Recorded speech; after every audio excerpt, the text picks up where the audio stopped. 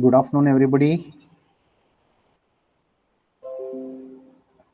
Can somebody confirm that my screen is visible and my voice is audible? Yes, sir. Yes, Okay. sir. Screen is also visible? Yes, sir. Yes, sir. Okay. Thank you. Thanks a lot. Uh, Only 12 students have joined yet. We will wait for some minutes, 2-3 minutes, and then we will start. Let's some more join.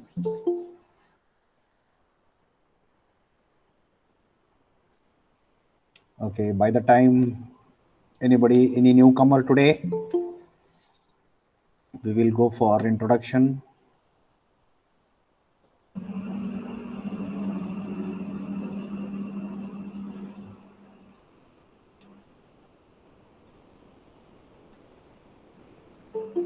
So any newcomers, you can introduce.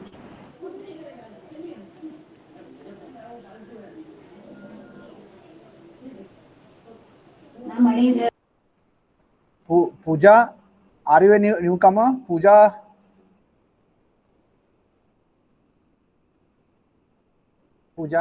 are you a newcomer?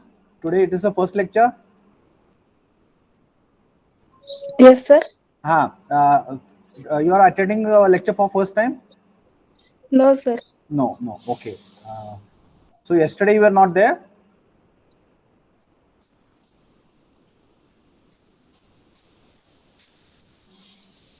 Okay, Pooja has muted herself.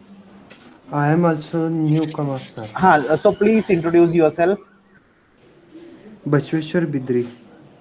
So you tell your name, what was your score in the final year, which college you are from, passed out, then what is your native, what is your father. In that manner, you introduce yourself to the whole class. Okay, sir. My name is Bashweshwar Rajendra Bidri. Uh-huh. Uh, I am from Solapur. Okay. Passed out from SES Polytechnic Solapur. Okay. SES Polytechnic Solapur. Okay.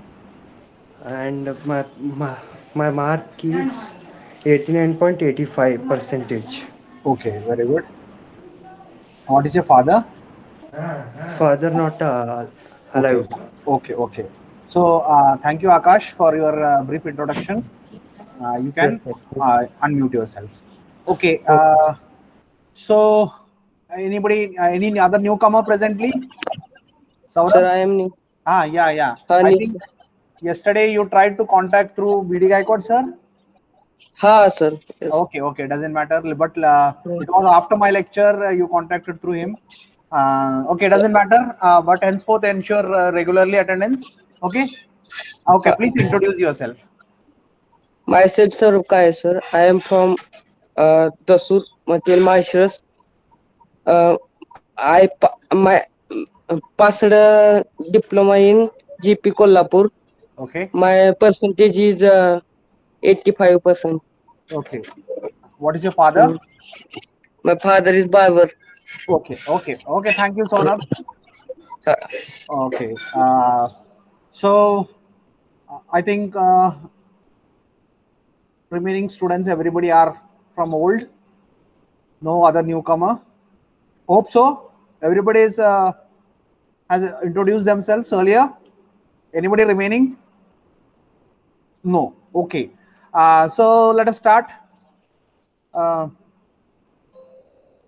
so yesterday we have discussed about the syllabus of IC engine subject. We briefly discussed what we are going to learn in chapter number 1, 2, 3, 4, 5, 6, 7, 8, etc. one by one. And further, we discussed also what we are going to cover in the practicals, what you are to supposed to cover under your submission, all these things. Yesterday we have discussed briefly. As and when required, these things will be covered in detail. Now it is time to start chapter number 1. Obviously, the name of the chapter number 1 is constructional details of IC engine. So the name itself indicates that we are going to learn the constructional details. So the introduction, it is an introductory chapter wherein we are going to learn about what an IC engine is. So I stands for internal and C stands for combustion. So it is constructional details of IC engine, chapter number 1. So the syllabus of the chapter is briefly like this. Uh, Introduction, classification of IC engines,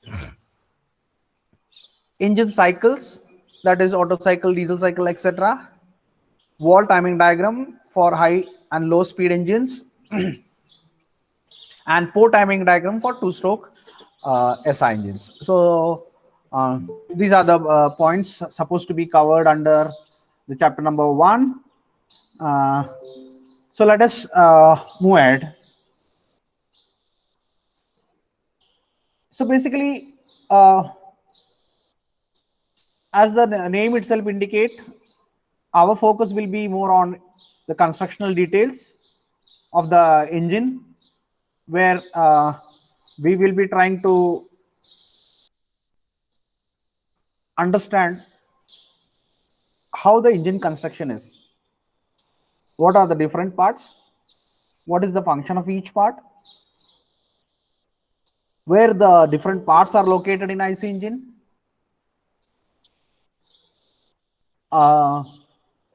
Details regarding that particular parts, regarding how the shape, size, and what is its importance. Further moving, we will go for discussing the classification, wherein yesterday we discussed what do you mean by classification. So under different heads, we will be classifying the engines one by one. Then we will be moving to cycles, engine cycles, wherein we will be prominently covering the two cycles, that is Otto cycle and diesel cycle. But before coming to the actual cycles, we will be discussing what the cycle is, what is ideal cycle, how it works, then moving ahead to theoretical cycle, and then the actual cycles. What is the connection, how we are moving from ideal to theoretical, and from theoretical to actual cycles, how we are moving, what are the different changes or considerations are we are adding in the each step, we will be discussing. And then we will be coming to finally to actual cycles. What are the different actual cycles related to IC engine? So we have the Otto cycle, we have diesel cycle, we have the dual cycle, etc. So basically, I hope all the students from the class being from diploma, they are knowing what the Otto cycle is, diesel cycle is. But we will be covering the cycles from a different point of view. We will be that will be clear regarding when we are going to clear it, discuss it in the class. Then we do have something called as a timing diagrams. So related to how the engine works, when the valves are opening and closing, when the ports are opening and the closing, during a rotation of the crankshaft. Okay, so all these things are being diagrammatically represented, and the diagram is called what you call as a timing diagram. And with respect to four-stroke engine, since we are using valves in it, it is called as a valve timing diagram. And since we have the ports in two-stroke engine, we call it as a port timing diagram. So all these things we will be covering for high speed and low speed and SI and CI and etc. etc. So this is in brief regarding what we are going to cover in this chapter. Now, still the number of students are less. Yesterday we have almost 25, and today we are less than that. Okay, some 24 students have started. Okay, so let us start actual content of the syllabus. Remember, before starting itself, I will tell you that we will be moving a bit faster. We have to rather, because we have very limited time to complete our syllabus. Moreover, being students who have completed their diploma, we hope that you have all the required basics which you have studied during the diploma. Therefore, once you have the required basic, it will be easier for me to go a bit faster. Rather than saying faster, from the point of view of completion of the syllabus, we will be moving as per requirement, so that in time we can complete the syllabus and we can go for our examination. So in the limited time, let us see how we are going to cover it. Okay, basically when we start a subject, we discuss basically what the name of the subject means. So the name of the subject is internal combustion engine. Now when we say internal combustion engine, word internal means inside, combustion means burning of the fuel for generation of heat, for energy conversion, and engine means a device which converts the energy from one form to another. Okay, so in short, we will say that we are going to learn about a device which is going to convert energy from one form to another. Preferably here, since we are going for combustion, we are going for conversion of chemical energy into mechanical energy, and in between it is taking some thermal form. So that is where the combustion is coming into picture. So we have the fuel, we are going to burn it, so the combustion is happening. The chemical energy is converted initially into thermal energy, and the thermal energy is later on converted into mechanical energy, which we are getting as output of the engine from the shaft. Okay, and all these things are happening inside a specific area which we call as combustion chamber, and therefore the word is coming into picture, inside, internal. Okay, and that is how we have internal combustion engine. So energy conversion device which is taking in some energy in the form of some chemical energy, that is the fuel energy, converting it into heat energy, that is by combustion, and then converting that heat energy into mechanical work by some mechanism which we have, which we call as a piston cylinder arrangement. Okay, so piston cylinder connecting rod crankshaft arrangement is there. So this particular mechanism allows us to convert heat energy into mechanical work, and that particular setup is what you call as an engine. So we have what we call as internal combustion engine. Okay, so that is what an engine is. So basically the word engine starts from heat engine. Okay, so here it is written the definition of an engine. An engine is a machine used for converting one form of energy to another form, preferably into mechanical form. Okay, so this is an engine. So engine is a machine or a device converting one form of energy to another form, and that another form is preferably over here mechanical. So being mechanical, that is what we get output from the engine shaft. And further going ahead, engines can be a heat engine. So a heat engine is a system that includes conversion of heat to thermal energy, heat or thermal energy into mechanical work, which can be done can then be used to do some mechanical work. Okay, so preferably we are converting thermal energy into mechanical work. Okay, so mechanical energy, and here in the figure it is clearly shown. We have some heat engine over here. So if you have learned that basically most of you have learned the thermodynamics in diploma also. So you know you have was with this particular figure. Okay, accounted with this particular figure. You can see over here. This is what we call as a heat source.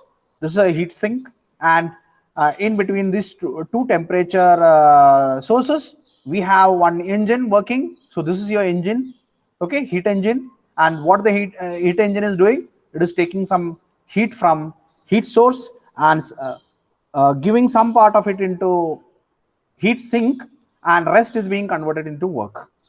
So we write like something like Q is equal to W plus QC, or QH is equal to W is equal to QH minus QC. Okay, so whatever the amount of work produced is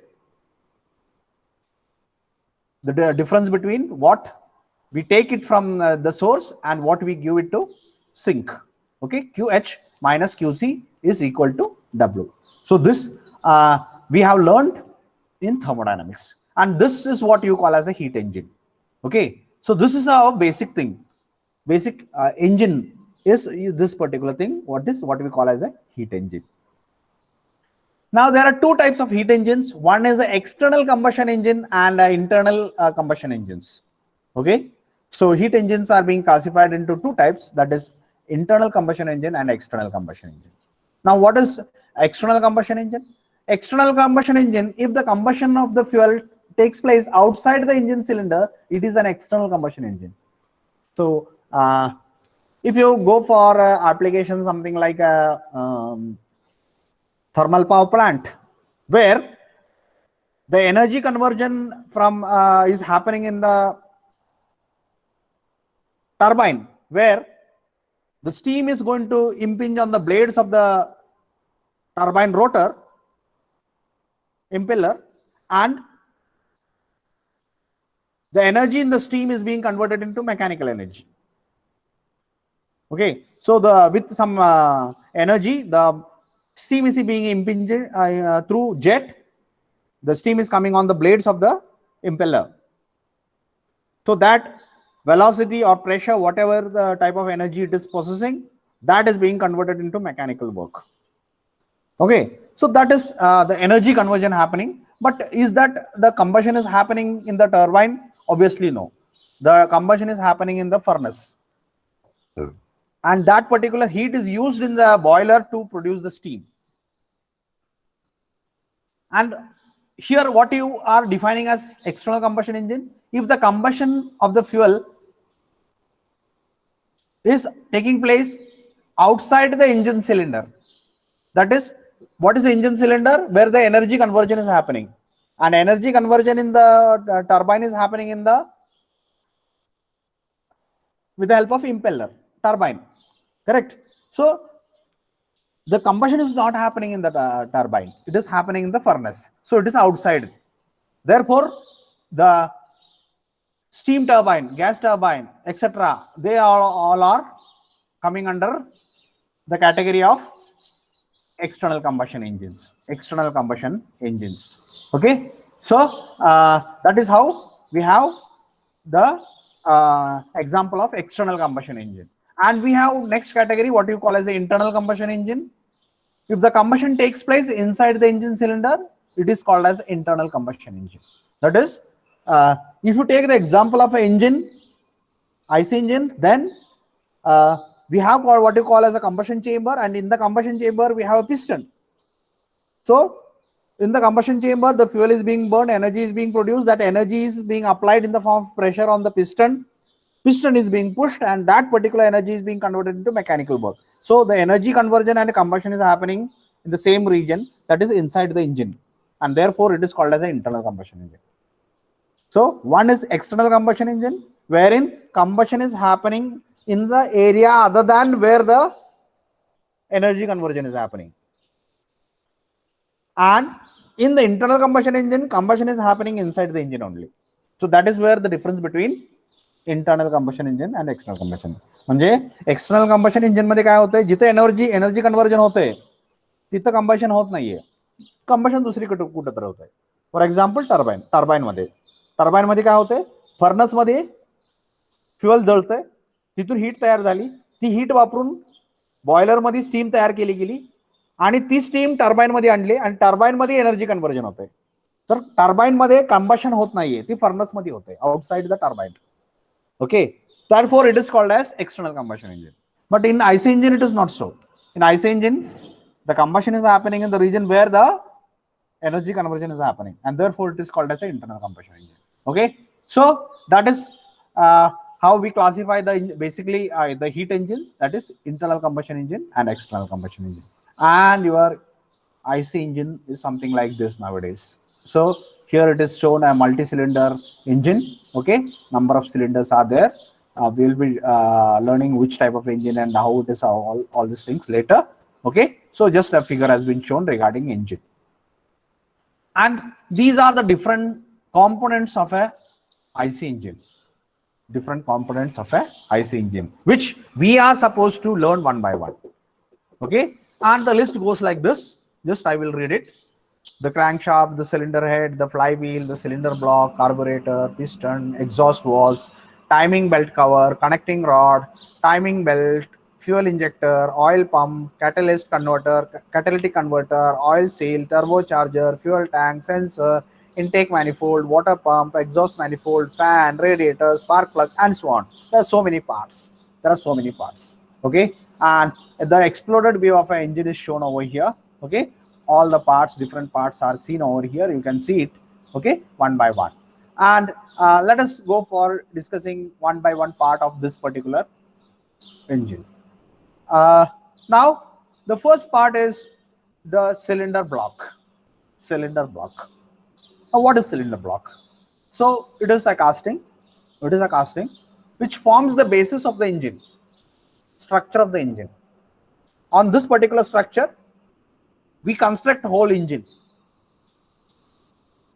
So if you see a building under construction, initially it will be we have some beams and okay, so many things connected horizontally and vertically. Okay, so such a structure will be there, and on that particular structure then you go on adding the walls, windows, doors, and then we will build a complete house. In a similar manner, we have here basic thing as a engine block, and on the engine block you will go on putting all the things.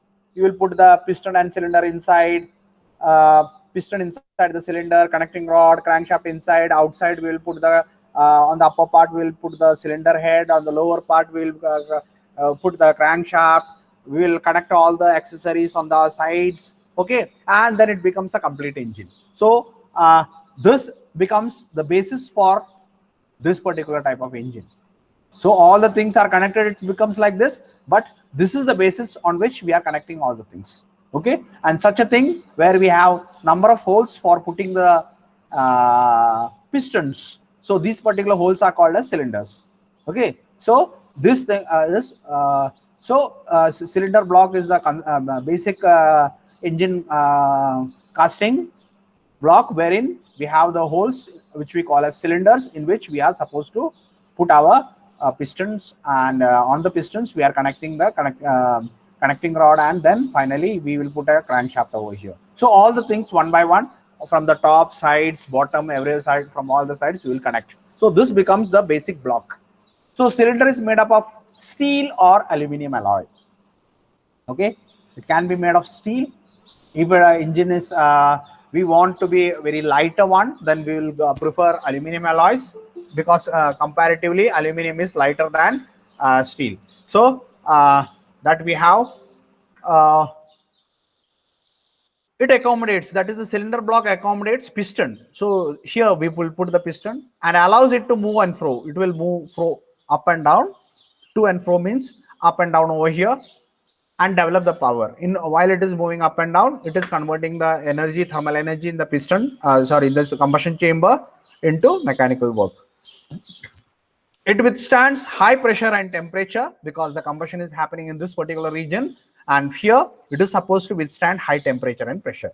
So why it is now here it becomes important, this because it is important because here you can see it is going to withstand the temperature and pressure, because the combustion is happening in that particular region, and if the combustion is happening, obviously temperature will be high, the pressure is going to be high, and the cylinder should be able to withstand the temperature and thermal, that is thermal and mechanical stresses. Okay, so it becomes the duty of a mechanical engineer to design the engine in such a manner that it is going to withstand the mechanical as well as thermal stresses. Okay, so from that point of view, our role as engineers becomes important over here while designing a engine. So it is a container fitted with piston. So we have cylinders in it, in which we are going to put the piston, where the fuel is burned and power is produced. And the upper part of the piston is what you call as the combustion chamber, where we burn the fuel and produce the power. Cylinder is the main body of IC engine. Cylinder is a part in which the intake of fuel, the compression of the fuel, and burning of the fuel takes place. So all these things are together called as combustion. Okay, we take the fuel, we compress it, and then we burn it, and we produce the energy. So all these things, which we call as in term shortly call as combustion, takes place. The main function of the cylinder is to guide the piston. So here this is cylinder block. So this is your cylinder block. Cylinders we have here, cylinder. So the cylinder block, main function of the cylinder is to guide the piston. So the cylinder is guiding the piston inside it, allowing it to move up and down. Okay, as per design. For cooling the cylinder, a water jacket for liquid cooled engines or fins in air cooled engines are situated outside the cylinder. Okay, so you can see over here the number of holes are there. Okay, and some holes, this hole, you can see the water will go in, water will be circulated inside it, and from the other side it will come out. Okay, so water will come out from here, and it will be going to again some cooling device, which we call as a radiator, wherein it will be cooled and resupplied back to the cooling system. So we have a cooling system wherein so for liquid cooled engines or water cooled engines, we have this particular provision of jackets, water jackets. Okay, this is called as jackets. Okay, coolant jackets. So through this particular coolant jackets, we will be supplying the coolant, wherein it will be allowed to cool. And in case of bikes and all, where we don't have the liquid cooled engines, we generally have air cooled engines. There will be fins. So we will later see how the fins are. So the fins will be on the outside of the engine. Okay, in this particular cylinder block, we don't have the fins. Okay, because this is a liquid cooled engine, and wherein we have the fins that is supposed to be cooled by air. So either it can be cooled by air or by liquid or water. Accordingly, we have the water jackets and fins. 1 minute. Excuse. Hello. आलाय का? बरं, तुम्हाला मी एक number देऊ का? त्यांना भेटता का? तुम्ही आता कुठं आलाय? एंट्रन्सला आलाय का? मी तुमच्या ह्याच्यावरती एक नंबर पाठवतो, त्यांना तुम्ही भेटा. अनुसे सर म्हणून होते ऍडमिशन इन्चार्ज, त्यांना तुम्ही भेटून त्यांच्याकडे करून घ्या. माझं आता थोडंसं लेक्चर चालू आहे, नाही तर मी आलो असतो. ठीक आहे, मी तुम्हाला नंबर पाठवतो त्यांचा. ओके.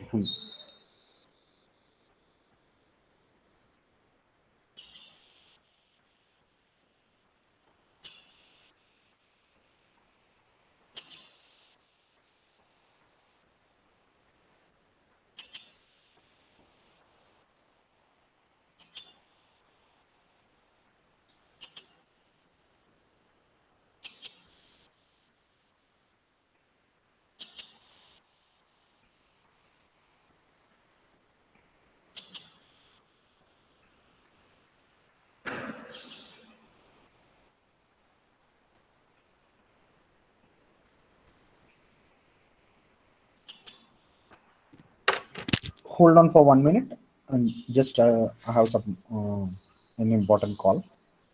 Just 1 minute.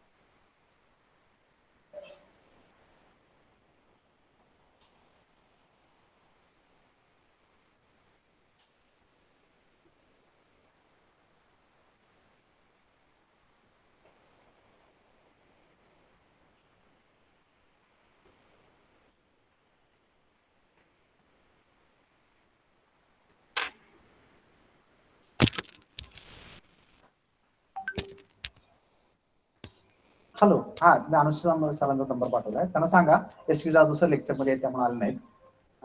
त्यांनी सांगितलं तुमचा नंबर, त्यांना कॉल करा आणि त्यांना जाऊन भेटा, ते करून देतील तुम्हाला सगळं कंप्लीट प्रोसिजर. चालतं, ठीक, okay. Sorry for interruption. It was related to some students coming for admission where I was supposed to entertain him. Okay. Coming back, we have here the cylinder. So what happens in a cylinder? Cylinder is a guide for piston. So inside that cylinder block, cylindrical hole, the piston is moving up and down, and it is converting energy from one form to another. We have liquid cooled engines or air cooled engines. So if you have liquid cooled engines, we have air jackets, म्हणजे water jackets असतात. Water jackets कुठल्या इंजिनला असतात? Liquid cold इंजिन्सला. Air cold इंजिन्सला काय असतं मग? फिन्स. तर ती फिन्स कशी असते ती नंतर तुम्हाला दाखवेन. At the upper end of the cylinder, cylinder head is placed. म्हणजे ह्याच्यावरती आपल्याला बसवणार ती सिलेंडर हेड. ह्याच्यावरती जे काय बसतं त्याला आपण सिलेंडर हेड असं म्हणतो, आणि ह्याच्या खाली जे काय बसतं त्याला सिलेंडर क्रँक केस असं म्हणतो. तर ह्याच्या खाली क्रँक केस असती, ह्याच्यावरती सिलेंडर ब्लॉक, सिलेंडर हेड असतो. At the upper end we have a cylinder head, and at the bottom we have a crankcase bolted to it. Material generally used is cast iron, low carbon steel, ductile nodular cast iron. Okay, so these are the materials that generally used. असं नाही की हे म्हणजे एवढंच, आपण बरेच material use करू शकतो, परंतु जनरली हे वापरतात. मॅन्युफॅक्चरिंग मेथड जनरली कास्टिंग वापरतात, पण फोर्जिंग सुद्धा वापरलं जातं. त्यानंतर मशीनिंग आणि हीट ट्रीटमेंट केली जाते. Okay, so this is about the cylinder block. So the engine cylinder head is on its upper side. त्याच्यावरती काय असतं? Cylinder head. The main function of the cylinder is to guide the piston. Cylinder liners are placed inside the cylinder. So ह्या cylindrical hole आहेत, त्याच्यामध्ये आतमध्ये काय? Cylinder liners असतात. तर लायनर्स म्हणजे काय? तर just pipe like structure. Pipe like म्हणजे त्याला एक आयडी असते, एक ओडी असते, बरोबर? इनर डायमीटर असतं, एक आउटर डायमीटर असतं, पाईप सारखं. Okay, and that is being placed inside the cylindrical hole. तर ह्या होलच्या आतमध्ये ती बसवलं जातं. तर तुम्हाला इथे इथं तुम्हाला बघताना तुम्हाला एक वेगळा कलर दिसेल इथं चौबाजूला, ती सिलेंडर लायनर आहे. आता ही कशासाठी असतं? कारण हे जे मटेरियल असतं जनरली सॉफ्ट असतं, परंतु सॉफ्ट असल्यामुळे ती वेअर आउट होतं, परंतु ह्याच्यामध्ये व्हायब्रेशन टेकिंग कॅपॅसिटी जास्त असते. परंतु आपल्याला महत्वाचं काय आहे की सिलेंडरमध्ये, कंबशन चेंबरमध्ये heat resistance, thermal resistance is more important. Okay, thermal and mechanical stresses has to be taken. आणि त्या दृष्टीनं आपल्याला दुसरं मटेरियल लागतं, मग कारण दुसऱ्या प्रॉपर्टीज पाहिजे. मग काय करतो आपण? दुसऱ्या मटेरियलचं आपण काय करतो? एक लायनर बनवतो, सिलेंडर लायनर बनवतो, आणि त्या सिलेंड्रिकल होल मध्ये टाकतो. That is what you call as a cylinder liner. So cylinder liners are placed inside the cylindrical hole. And gray cast iron, if you use, we have the wear and corrosion resistance. Aluminum alloys, if we use, are having better casting properties. So we have the cylinder blocks. Cylinder blocks generally असे असतात. हे rotary type of इंजिनचं cylinder block आहे, आणि हे V8 टाइपचं इंजिनचं cylinder block आहे. तर cylinder block एकंदरीत बघताना असे दिसतात. हे तुमचं दिसतंय ते सिलेंडर, ह्याच्या आतमध्ये पिस्टन बसतो. दुसऱ्या बाजूला इथं असाच याच्या ऑपोजिट साईडला इकडे एक होल असेल, त्याला दुसरा सिलेंडर, इथं 4, तिकडे 4, म्हणून त्याला V8 ही व्ही शेप मध्ये आहे, असं आणि असं. आणि इथं आपल्याला क्रँकशाफ्ट असतं, या क्रँकशाफ्टला कनेक्ट केलेलं आहे, असं व्ही शेप तयार होतो, म्हणून याला व्ही नाव दिलंय. आणि इकडे 4 तिकडे 4 असं 8 एकूण सिलेंडर आहेत, म्हणून त्याला V8 असं नाव दिलं. मग तसं V12 V6 असं वगैरे आपण म्हणू शकतो. सो दिस आहे V8 engine, and this is a rotary type of engine, cylinder block for a rotary type of engine. And this is Wankel engine. तर Wankel engine सुद्धा एक प्रकारचं इंजिन आहे. Again it is a type of a rotary engine. Okay, so which is something like this. We will be discussing later how it is going to function and all. इथं काय असतं की हा rotor असतो, हा offset असतो, आणि ही region असतं, ह्या रिजन मध्ये तुमचं कंबशन होतं, आणि हे असं फिरत राहतं. तर ही थोड्या वेळानं आता बघितलं तर इथं या रिजन मध्ये आल्यानंतर ही कॉम्प्रेस झालेला आहे. पूर्वी हा रिजन इथं होता, बरोबर? त्यावेळेला तिथं इनलेट आलं, आता इथं कॉम्प्रेस झालं, आता कॉम्प्रेशन झाल्यानंतर इथं तुम्हाला स्पार्क प्लग दिसते, तर इथं काय होतंय आता कंबशन होतंय आणि कंबशन झाल्यानंतर इथं एक्सपांड होतंय आणि एक्सपांड झालं की या होलमधून एक्झॉस्ट गॅसेस बाहेर जात आहेत. नंतर फिरून इथं आलं की इथून परत इनलेट होतंय, कॉम्प्रेस होऊन इकडं अशा प्रकारे जातंय. म्हणजे इथं ॲट अ टाइम 3 सायकल्स चालू आहेत. ही आता इनटेक फेज मध्ये आहे, ही एक्झॉस्ट फेज मध्ये आहे आणि ही कंबशन फेज मध्ये आहे. ही फिरून ज्या वेळेला ही बाजू इथं येईल त्यावेळेला आता जी काही कंबशन मध्ये आहे ती एक्झॉस्ट होणार, आता जी काय एक्झॉस्ट मध्ये आहे ते इनटेक मोड मध्ये येणार आणि आता काय इनटेक मोड मध्ये आहे ते कंबशन मध्ये येणार. आणि हीच आहे ती फिरून इथं आलं की इथं परत इनटेक मोड मध्ये आलं, बरोबर. असं ती फिरत फिरत राहते. म्हणजे सायमल्टेनियसली 3 सायकल्स चालू असतात या वँकल टाइप ऑफ इंजिन मध्ये. Mazda has generated such produce such engines. परंतु इथं एक डिसएडव्हान्टेज आहे की इथं जे आहे इथं जी काही सील्स लागतात आणि very high speed engines, these are very high speed engines. आणि त्यामुळे काय होतं की इथं जी सील्स आहेत ती वेअर आउट होतात आणि मग नंतर या रिजन मधून या रिजन मध्ये किंवा या रिजन मधून या रिजन मध्ये असं लिकेज व्हायला चालू होतं. Okay, and that becomes a very big problem. So the leakage is one of the big problem for Wankel engine, and that is why this particular type of Wankel engines are not that popular. Okay, जरी खूप efficient असलं तरी सुद्धा हे टाईपचे engine जास्त popular होऊ शकले नाहीत, कारण यात विअरिंग ऑफ द सील्सचा प्रॉब्लेम खूप येतो. हे तुमचं इंजिन असं दिसतं, कट सेक्शन दाखवलेलं आहे. इथं तुमचं पिस्टन आहे, हा सिलेंडर आहे, बरोबर. या सिलेंडर मध्ये इथं तुम्हाला पिस्टन दिसतंय, या पिस्टनच्या खाली कनेक्टिंग रॉड आणि क्रँकशाफ्ट असेल. ही कंबशन चेंबर दिसतोय, हा इनलेट मॅनिफोल्ड दिसतोय. या इनलेट मॅनिफोल्ड मधून एअर आलं, इथं इंजेक्टर बसवलेला आहे, त्या इंजेक्टर मधून फ्युएल आतमध्ये येणार, बरोबर. कंबशन होणार. सीआय इंजिन बद्दल बोलतोय म्हणून आपण इंजेक्टर बोललो. आणि ह्याच्याच मागच्या बाजूला दुसरं एक मॅनिफोल्ड असेल, त्यातून एक्झॉस्ट होणार. म्हणजे पिस्टन असं मूव्ह होणार, दॅट इज टू अँड फ्रो किंवा अप अँड डाऊन. आणि इथं कॉम्प्रेशन वेगळ्या वेगळ्या प्रोसेस होणार, बरोबर. इनटेक, कॉम्प्रेशन, एक्सपान्शन, एक्झॉस्ट वगैरे सगळे प्रोसेस इथं होत राहतील. आणि ही या मॅनिफोल्ड्सला ओपन होण्यासाठी जे वॉल्स आहे आणि ह्या वॉल्सला ऑपरेटिंग मेकॅनिझम इथं आहे.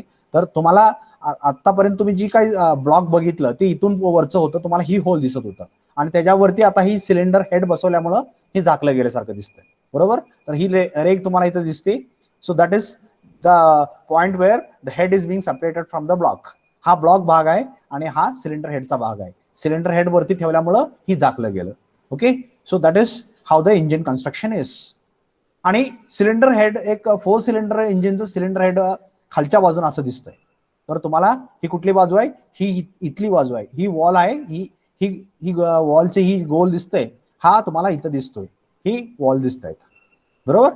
तर हे एका सिलेंडरचे 2 वॉल, दुसऱ्या सिलेंडरचे 2 वॉल, तिसऱ्या सिलेंडरचे 2 वॉल आणि चौथ्या सिलेंडरचे 2 वॉल. त्यातला एक इनटेक वॉल असतो, एक एक्झॉस्ट वॉल असतो, बरोबर. आणि ही रिजन असतं, ह्याला कंबशन चेंबर म्हणतात आणि ह्याच्या खाली पिस्टन असतं, बरोबर. तर ही this is that is walls are a part of cylinder head. Okay, so we have the cylinder head for a 4 cylinder engine. Cylinder head is one of the one end of the cylinder is closed by means of cylinder head. एक बाजू सिलेंडरची एका बाजू close कशाने केली, cylinder हेडने केली. दिस consist of inlet walls. त्याच्यामध्ये inlet valve असतात, एक्झॉस्ट वॉल असतात. आणि इनलेट वॉल कसे असतात, एअर फ्युएल मिक्सचर आतमध्ये सोडण्यासाठी. एअर जर सीआय इंजिन असेल तर फक्त एअर आणि एसआय इंजिन असेल तर एअर फ्युएल मिक्सचर. आणि एक्झॉस्ट वॉल असते ते कशासाठी असते, कंबशन प्रोडक्ट्स रिमूव्ह करण्यासाठी. So the inlet valve, exhaust valve, spark plug, injector are bolted on the cylinder head. ते सगळं सिलेंडर हेड वरती बसवलेलं असतात. The main function of the cylinder head is to seal the cylinder block. वरच्या बाजूने त्याला बंद करणं ही त्याचं मेन फंक्शन आहे. Not to permit entry and exit of the gases to and cover the cylinder walls. Okay, cylinder वॉल्सला protect करते, गाईड करते आणि वरची बाजू झाकून घेते. Material use is aluminium alloys. आपण जनरली लाईट मेटल यूज करतो म्हणून आपण अल्युमिनियम इथं बोलतोय, नाहीतर आपल्याला कास्ट आयर्न सुद्धा चालतं. Manufacturing method is generally casting आपल्याला प्रिफर्ड मेथड आहे. म्हणजे याचा अर्थ असा आहे का कास्टिंगच फक्त वापरतात, तर नाही, जनरली प्रिफर्ड कास्टिंग आहे. The main function of the cylinder head is to seal the cylinder block. वरच्या बाजूने त्याला सील करणं म्हणजे पॅक करणं, बंद करणं, हे मेन फंक्शन कशाचं आहे, सिलेंडर हेडचं आहे. And not to permit entry or exit of the gases on cover and cover the engine walls. Okay, वॉल्सला कव्हर करणं, वॉल्सला गाईड करणं, वॉल्सला अकॉमोडेट करणं आणि वरच्या बाजूनं सिलेंडरला बंद करणं, हे सगळं फंक्शन कोणाचं आहे, सिलेंडर हेडचं आहे. तर सिलेंडर हेड, एका सिलेंडरचं हेड अशा प्रकारे दिसतंय. ओके, तर ही जी आहे ही वरची बाजू, इथनं हे वरचं दिसतंय, हे काढून इथं तुम्हाला मी दाखवलं इथं परत. ओके, तर हे वॉल्स आहेत, ह्या वॉल्सला स्प्रिंग अटॅच केलेले आहेत. ओके, स्प्रिंग वापरून आपण त्याला टेन्शन देतो बंद करण्यासाठी किंवा लिकेज प्रिव्हेंट करण्यासाठी आपण त्याला टेन्शन देतो. ओके, ही इनलेट अँड एक्झॉस्ट मॅनिफोल्ड्स आहेत आणि ही खालची बाजू जी का कंबशन चेंबर सिलेंडर, म्हणजे हे आपण खालची बाजू सिलेंडर ब्लॉक वरती ठेवणार आहे. ओके, ही इथं सिलेंडर ब्लॉक वरती ठेवलं की आपल्याला कट सेक्शन मध्ये दिसताना ती असं दिसतंय. बरोबर, आणि ही जी आहे हे इनलेट मॅनिफोल्ड आणि एक एक्झॉस्ट मॅनिफोल्ड. इनलेट मॅनिफोल्ड मधून आतमध्ये जाणार आणि एक्झॉस्ट मॅनिफोल्ड मधून बाहेर येणार. बरोबर, मग जे काय सीआय इंजिन असेल तर एअर आतमध्ये जाणार आणि एसआय इंजिन असेल तर मिक्सर आतमध्ये जाणार आणि एक्झॉस्ट मॅनिफोल्ड मधून जे काय बर्निंग कंबशन झाल्यानंतर गॅसेस तयार होत आहेत ते सगळे बाहेर येत आहेत. तेच परत वेगळ्या अँगलनं दाखवलंय. ओके, तर इथं वॉल्स क्लिअरली दिसत आहेत तुम्हाला. वॉल ऑपरेटिंग मेकॅनिझम, हे ज्या आतमध्ये वॉल्स आहेत, तर 2 वॉल्स आहेत, एक वॉल इथं, एक वॉल, हे एका सिलेंडरसाठी.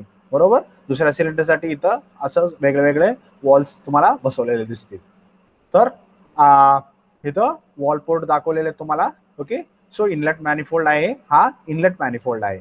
यातला एक मॅनिफोल्ड ही काढून सेपरेट दाखवलाय. 4 सिलेंडरचं इंजिनसाठी इनलेट मॅनिफोल्ड अशा प्रकारे असतो. ह्या केसमध्ये हे साईडून बसवला जातो. ओके, तर एअर इथून घेतले आणि थोडी एअर इकडे जाते, इकडे जाते, इकडे जाते, इकडे जाते. 4 सिलेंडरला वेगळे वेगळे पार्ट्स आपण केलेले आहेत. या मेन पार्ट मधून 4 सब पाईप्स ज्याला कनेक्ट केले त्याला, आणि ह्या पूर्ण असेंब्लीला आपण इनटेक मॅनिफोल्ड असं म्हणतो. बरोबर, the function is to supply the air to all the cylinders, air और air fuel mixture as per requirement to all the cylinders. ह्याला इनटेक मॅनिफोल्ड असं म्हणतो. Similarly we do have exhaust manifold. आता ते इथं तुम्हाला या इंजिन मध्ये दिसतंय का, बघूया. इथं आहे का? ओके, इथं बघितलं तर तुम्हाला एक दंड 1 2 3 4 या, आणि ही तर कनेक्टेड आहे. तर ही एक्झॉस्ट मॅनिफोल्ड आहे. बरोबर, ही एक्झॉस्ट मॅनिफोल्ड, इकडून येणारे मिक्सचर सिलेंडर 1 मधून, सिलेंडर 2 मधून, सिलेंडर 3 मधून, सिलेंडर 4 मधून सगळे एकत्र करून इकडे सायलेन्सरला दिलं गेलं. ओके, ही तुमचं एक्झॉस्ट मॅनिफोल्ड आहे. असंच ऑपोजिट साइडला काय असणार आहे, इनटेक मॅनिफोल्ड, ही असं असणार आहे. हे दुसऱ्या बाजूला बसवलेलं असणार आहे. आणि so the engine inlet and exhaust manifold, the main function of the manifold is to supply the air fuel mixture and collect the exhaust gases equally from all the cylinders. Intake manifold असेल तर supply air or air fuel mixture depending on whether it is CI or SI engine. आणि exhaust manifold काय करतं, 4 cylinder मधून gases collect करतं आणि ते बाहेर काढतं. In an internal combustion engine, 2 manifolds are used. One is intake and one is exhaust. Material is used is generally aluminum alloy. बरोबर, कारण आपल्याला खूप हाय टेम्परेचर सस्टेन करायचे आहेत आणि स्ट्रेंथ पण पाहिजे. आणि आता आपण जी डिस्कस केलं सिलेंडर लाइनर, ती अशा प्रकारे दिसतो. सिलेंडर लाइनर, सिलेंडर लाइनर आपण सिलेंडरच्या आतमध्ये टाकतो. कुठं बसतो आपण हा सिलेंडर लाइनर तुम्हाला इथं बसतो. हे दिसतं, हे सिलेंडर लाइनर आहे. इथं दिसतंय, हे दिसतंय 1 2, हे ह्या होल मध्ये आतमध्ये आपण सिलेंडर लाइनर टाकतो. ओके, आणि ते लाइनर अशा प्रकारे असतात. ओके, तर ही जी आहे हे त्या सिलेंडर, म्हणजे पहिल्यांदा जी काय होल आहे त्याला सिलेंडर म्हणालो, त्या सिलेंड्रिकल होलच्या आतमध्ये हे लाइनर टाकलं. आता ही अशी का शेप आहे जी, तर इथं पाण्याचं कॉन्टॅक्ट येतं. म्हणजे वॉटर जॅकेट मधून पाणी इथं येतं, इथं पाणी येऊन याच्या भोवतणी फिरल्यानंतर त्यातलं हीट काढून घेतं आणि ती पाणी बाहेर जातं. म्हणजे कूलिंगसाठीही वापरलं जातं. बरोबर, तर कूलिंगसाठी आपल्याला त्याचा उपयोग होतो. मग ही काय म्हणायचं, ह्याला वेट लाइनर असं म्हणतात. म्हणजे ज्याच्यामध्ये वॉटरचा कॉन्टॅक्ट डायरेक्ट लाइनरला येतो त्या टाईपच्या लाइनरला आपण वेट लाइनर असं म्हणतो. आणि दुसऱ्या एक प्रकारचे लाइनर असतात तिथं पाण्याचा डायरेक्ट कॉन्टॅक्ट येत नाही. मग काय असतं, सिलेंडरिकल होल आहे आणि त्याच्यामध्ये दुसरी एक मटेरियलचे पाईप सारखं बसवलंय. ओके, तिथं डायरेक्ट कॉन्टॅक्ट येत नाही, direct metal to metal contact फक्त येतो, पाण्याचा कॉन्टॅक्ट येत नाही. त्या केसमध्ये आपण त्याला ड्राय लायनर असं म्हणतो. आणि हे आहे ते वेट लायनर. या वेट लायनर मध्ये काय होतं, वॉटर जॅकेट मधून पाणी इथं येतं, पाणी ह्याच्या भोवतानी सगळं पाणी असतं, बरोबर. आतमध्ये कंबशन होतंय, पिस्टन आतमध्ये वरती खाली मूव्ह होतोय, सगळं होतंय, आणि इथं पाणी असतं. तर ह्या पाणी काय करतंय, आतमधली हीट आहे ती काढून घेतंय, एक्स्ट्रा हीट आहे ती, आणि ती बाहेर काढून टाकतंय. Okay, so that is how we have the cylinder liner, and this is a what you call as a wet liner. Similarly, we do have dry liners also. आता next part is your piston pins. Piston pin. Piston pin कुठे connect करतात, तर ही जी आहे ह्या hole मध्ये आपल्याला जी काय pins बसवायची आहे ती अशा प्रकारचे पिन्स असतात. ओके, आणि ह्या पिन्सनं आपण पिस्टन आणि कनेक्टिंग रॉडचं कनेक्शन करतो. हे झालं कनेक्टिंग रॉड आणि हे झालं तुमचं पिस्टन. तर पिस्टनच्या आतमध्ये इथं कनेक्टिंग रॉड जातं, आणि ह्या इथून ह्या होल मधून तुम्ही काय टाकताय, पिस्टन पिन और गजन पिन. ह्याला gudgeon pin, GUDGEON, gudgeon pin किंवा पिस्टन पिन असं म्हटलं जातं. तर ही अशी बसते, आणि इथं रिंग्स आहेत. हे रिंग्सचं काम काय आहे, रिंग्सचं काम त्याला तिथं धरून ठेवणं आहे. Okay, it ensures that it is not coming out. नाहीतर कधी इकडं मूव, गाडी इकडं मूव झाली की ते इकडं सरकेल, तिकडं मूव झाले की तिकडं सरकेल, असं नाही होता कामा नये. Okay, so we have to maintain its position always at one particular location, and therefore we have this particular rings over here. आणि हा पार्ट आहे तो कनेक्टिंग रॉड आहे. तर कनेक्टिंग रॉड आणि ही कुठं जाणार आहे, हे इथं पिस्टनच्या या रिजनला, इथं ह्याला बॉस म्हणतात. तर ही ह्या रिजनला बॉस म्हणतात, बॉस, पिस्टन बॉस. तर इकडे एक बॉस आहे, तिकडे एक बॉस आहे, पिस्टन बॉस आहे, आणि इथं या रिंगचा एक बाजू येतोय, ही एका बाजूच्या बॉस मध्ये, ही दुसऱ्या बाजूच्या बॉस मध्ये, आणि मधल्या बाजूमध्ये ही कनेक्टिंग रॉडची, याला स्मॉल एंड म्हणतात. तर पिस्टन रिंग इकडं पिस्टनच्या एका बॉस मधून, small end of the connecting rod मधून पिस्टनच्या दुसऱ्या बॉस मध्ये जाते, आणि इकडे एक पिन आहे आणि इकडे एक पिन आहे, त्यामुळे ते धरून ठेवलं जातं. आता हे कनेक्टिंग रॉड हे असं मूव्ह होऊ शकतं, ऑसिलेट करू शकतं. Okay, around this particular centre of the piston pin, or it is also called as gajan pin. Okay, so gajan pin or piston pin, these are hardened steel parallel spindles through the piston bosses. Piston bosses मधून त्याला आपण insert करतोय, and the small end bushes or eyes to allow the connecting rods to swell. तर आपल्याला इथे एक bushes टाकलेत. कुठे बुशेस टाकलेत, याच्यामध्ये इथे एक बुशेस टाकतो आपण, कारण इथं विअर आउट होऊ नये म्हणून ह्याला इथं बुश टाकलेले असतात. Okay, so we are putting the bushes inside, bushes or eyes to allow the connecting rod to swell, आणि त्याच्यामुळे ती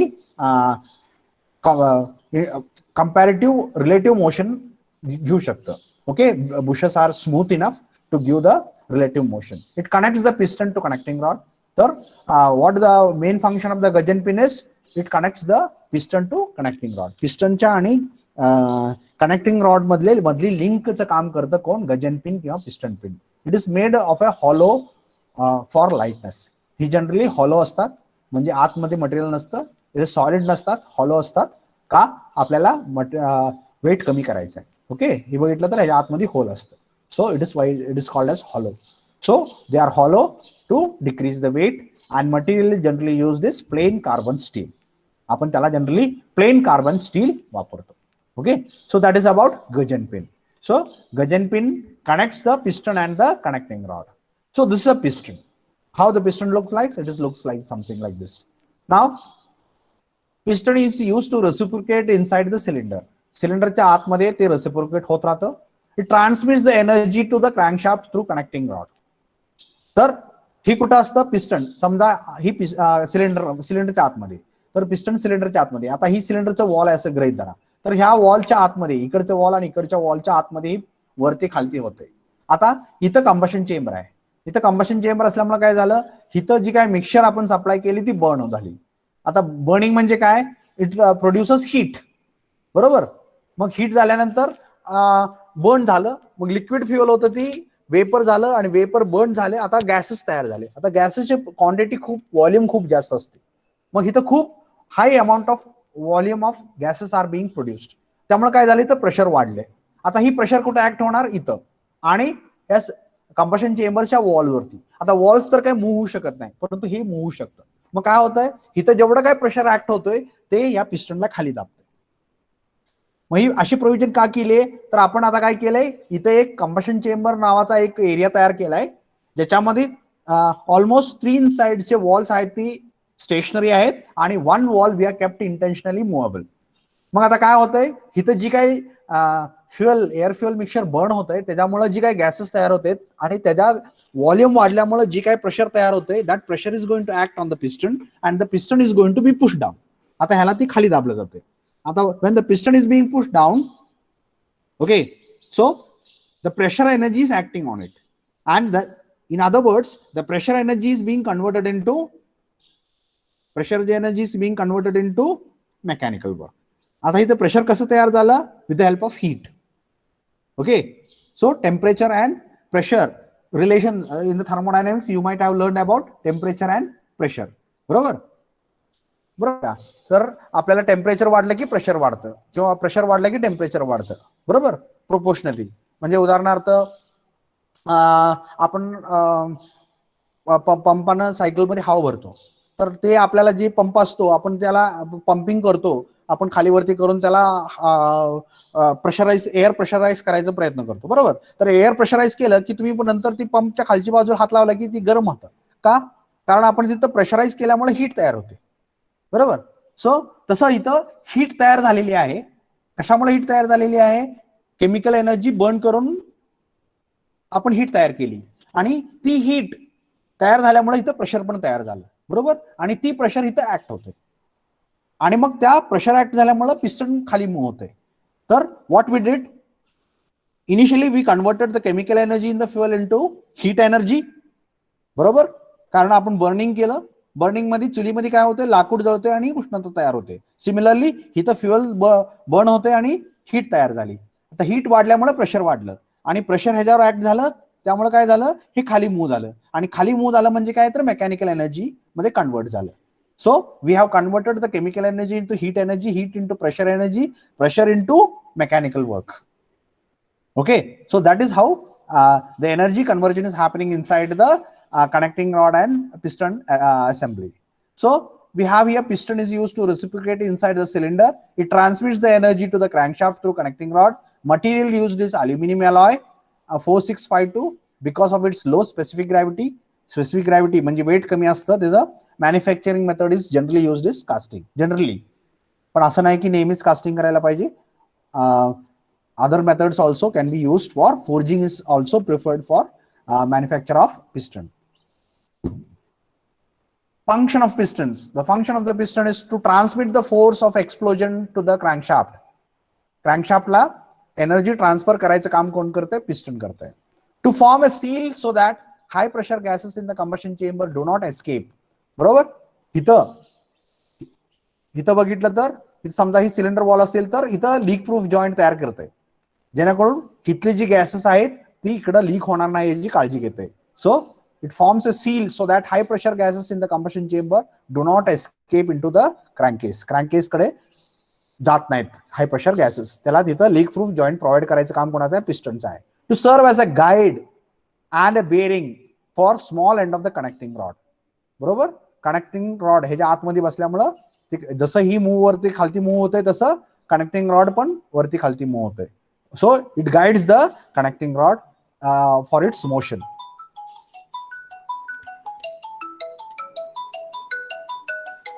Advantage of aluminum alloy: 3 times lighter than cast iron. So it is lighter than cast iron and it is having higher thermal conductivity. So the thermal conductivity is higher. Okay, is that things required if you use aluminum alloy. Okay, जर aluminium वापरलं तर आपल्याला light in weight असतं आणि दुसरी गोष्ट thermal conductivity जास्त असते. Disadvantages: it is not as strong as cast iron. तेवढी स्ट्रेंथ कमी असते जर अल्युमिनियम अलॉय वापरलं तर. So these are the different types of pistons. वेगवेगळे शेप, साईज, फंक्शन्स असलेले पिस्टन्स आहेत. तर वेगवेगळ्या टाइपचे पिस्टन्स आपण इथं फिगरमध्ये दाखवलेले आहेत. तर प्रत्येक पिस्टन मध्ये वेगळ्या वेगळ्या फीचर्स ऍड केलेले आहेत. ज्या वेळेला तुम्ही वेगवेगळ्या पिस्टन्स तुम्ही स्टडी करायचा प्रयत्न कराल त्यावेळेला तुम्हाला यातले वेगवेगळे फीचर्स समजतील. ओके, तर We can go for basically understanding all these particular pistons if time provides us. Okay, तर बेसिकली जर पिस्टन बद्दल बोलायचं झालं तर या रिजनला पिस्टन हेड म्हणतात, या वरच्या बाजूला पिस्टन क्राउन म्हणतात, हे पिस्टन बॉस म्हणतात, ह्या रिजनला पिस्टन स्कर्ट म्हणतात, आणि ही रिजन आहे याला रिंग, पिस्टन रिंग रिजन म्हणतात. बरोबर. Ring region, crown, cylinder, piston head, piston crown, skirt, sorry piston skirt आणि पिस्टन बॉसेस. तर असे वेगळे पार्ट्स आहेत आणि प्रत्येक पार्टचं वेगळं फंक्शन आहे. Okay, so that is about the piston, and these are the different types of piston whatever you see, and this is the region what we call as a ring groove region. And in this particular grooves, इथं groove आहे, या groove मध्ये काय बसतंय, rings बसतात, piston rings बसतात. So the piston rings are something like this. So you can see here full solid like structures, ring like structures which we call as compression ring. इथं दोन प्रकारचे ring आहेत, एक compression ring आहे आणि एक oil control ring आहे. Okay, तर ऑइल कंट्रोल रिंग ही खाली हिरवं दिसते ते ऑइल कंट्रोल रिंग आहेत, आणि ही वरती दिसते ते कॉम्प्रेशन रिंग आहे. ओके सर, हे हॉलो असतात आणि हे सॉलिड क्रॉस सेक्शन मध्ये असतात. ओके, सो कॉम्प्रेशन रिंग म्हणजे काय आणि ऑइल कंट्रोल रिंग म्हणजे काय. तर कॉम्प्रेशन रिंग जनरली कुठं बसवतो आपण, तर कॉम्प्रेशन रिंग ह्या वरच्या स्लॉट मध्ये, या वरच्या 1-2 स्लॉट मध्ये बसवतो. तर ही काय असतं की ही ह्याच्या आतमध्ये ती रिंग बसली की त्या रिंगचं ओडी आहे, आउटर डायमीटर आहे, त्या या पिस्टनच्या ओडीपेक्षा जास्त असतं. मग ती कितीपर्यंत असतं, तो ऑलमोस्ट टचिंग द सिलेंडर, मग आता काय झालं, इकडं जी आहे ती थोडीशी गॅस इथं आली तरी इथं अडते, कारण पिस्टन रिंग इथंपर्यंत आहे, इथलं पिस्टन रिंग इथंपर्यंत आहे.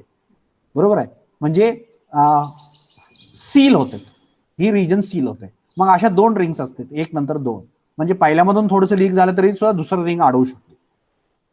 तर ह्या इथला गॅस आहे ती कॉम्प्रेस होतोय, आणि या कॉम्प्रेस्ड एअर फ्युअल मिक्सचरला किंवा चार्जला हे सील करते, म्हणून त्याला कॉम्प्रेशन रिंग असं म्हणतात.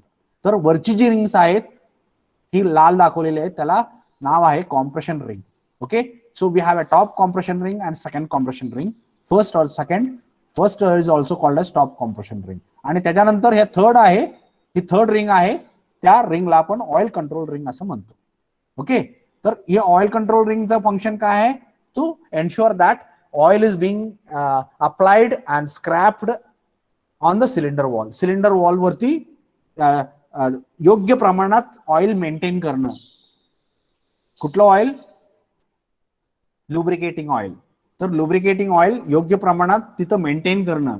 आता लुब्रिकेटिंग ऑइल का वापरलं, कारण आता आपल्याला माहिती आहे, आता जस्ट आपण डिस्कस केलं की या पिस्टनचा रिंगचा ही बाहेरची बाजू आणि सिलेंडरची सरफेस ह्याच्यामध्ये कॉन्टॅक्ट येणार आहे, म्हणजे इथं फ्रिक्शन तयार होणार आहे, आणि जिथं जिथं फ्रिक्शन असतं तिथं आपण लुब्रिकेटिंग ऑइल वापरतो. तर हे ऑइल कंट्रोल रिंग काय करतंय, it ensures that layer of oil is always present on the surface of the cylinder wall. Okay, and what is the function of a compression ring? Compression ring ensures that the gases in the compression chamber are provided with a seal. They are not allowed to leak. ही असं leak होणार नाही याची काळजी ही पहिल्या 2 रिंगा घेतात. आणि ह्याचं फंक्शन काय आहे, ही तिसरी रिंग आहे ती ऑइल कंट्रोल रिंग. त्या ऑइल कंट्रोल रिंगचं फंक्शन काय आहे, it ensures that oil is being applied, always applied on the cylinder wall. Cylinder wall वरती एक ऑइलचा थर कायम मेंटेन राहायला पाहिजे, ह्याची काळजी ही ऑइल कंट्रोल रिंग घेते. ओके, आणि ही दिसतंय ती तुमचं बॉस रिजन आहे, आणि ही दिसतंय ती स्कर्ट रिजन आहे, आणि इथं दिसतंय ते तुम्हाला पिस्टन हेड आणि piston crown. Okay, piston head, crown, ring region, इथं रिंग ग्रूव्स दिसत आहेत, आणि ह्या रिंग ग्रूव्स मध्ये हे रिंग्स बसतात, आणि this is your cylindrical bosses, sorry, piston bosses, and this is your piston skirt.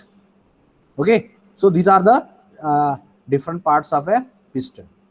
Piston rings, these are used to maintain the pressure tight seal between the piston and cylinder wall. Piston आणि सिलेंडरच्या वॉलच्या मध्ये ceiling झालं पाहिजे, जेणेकरून gases leak नाही झाले पाहिजेत.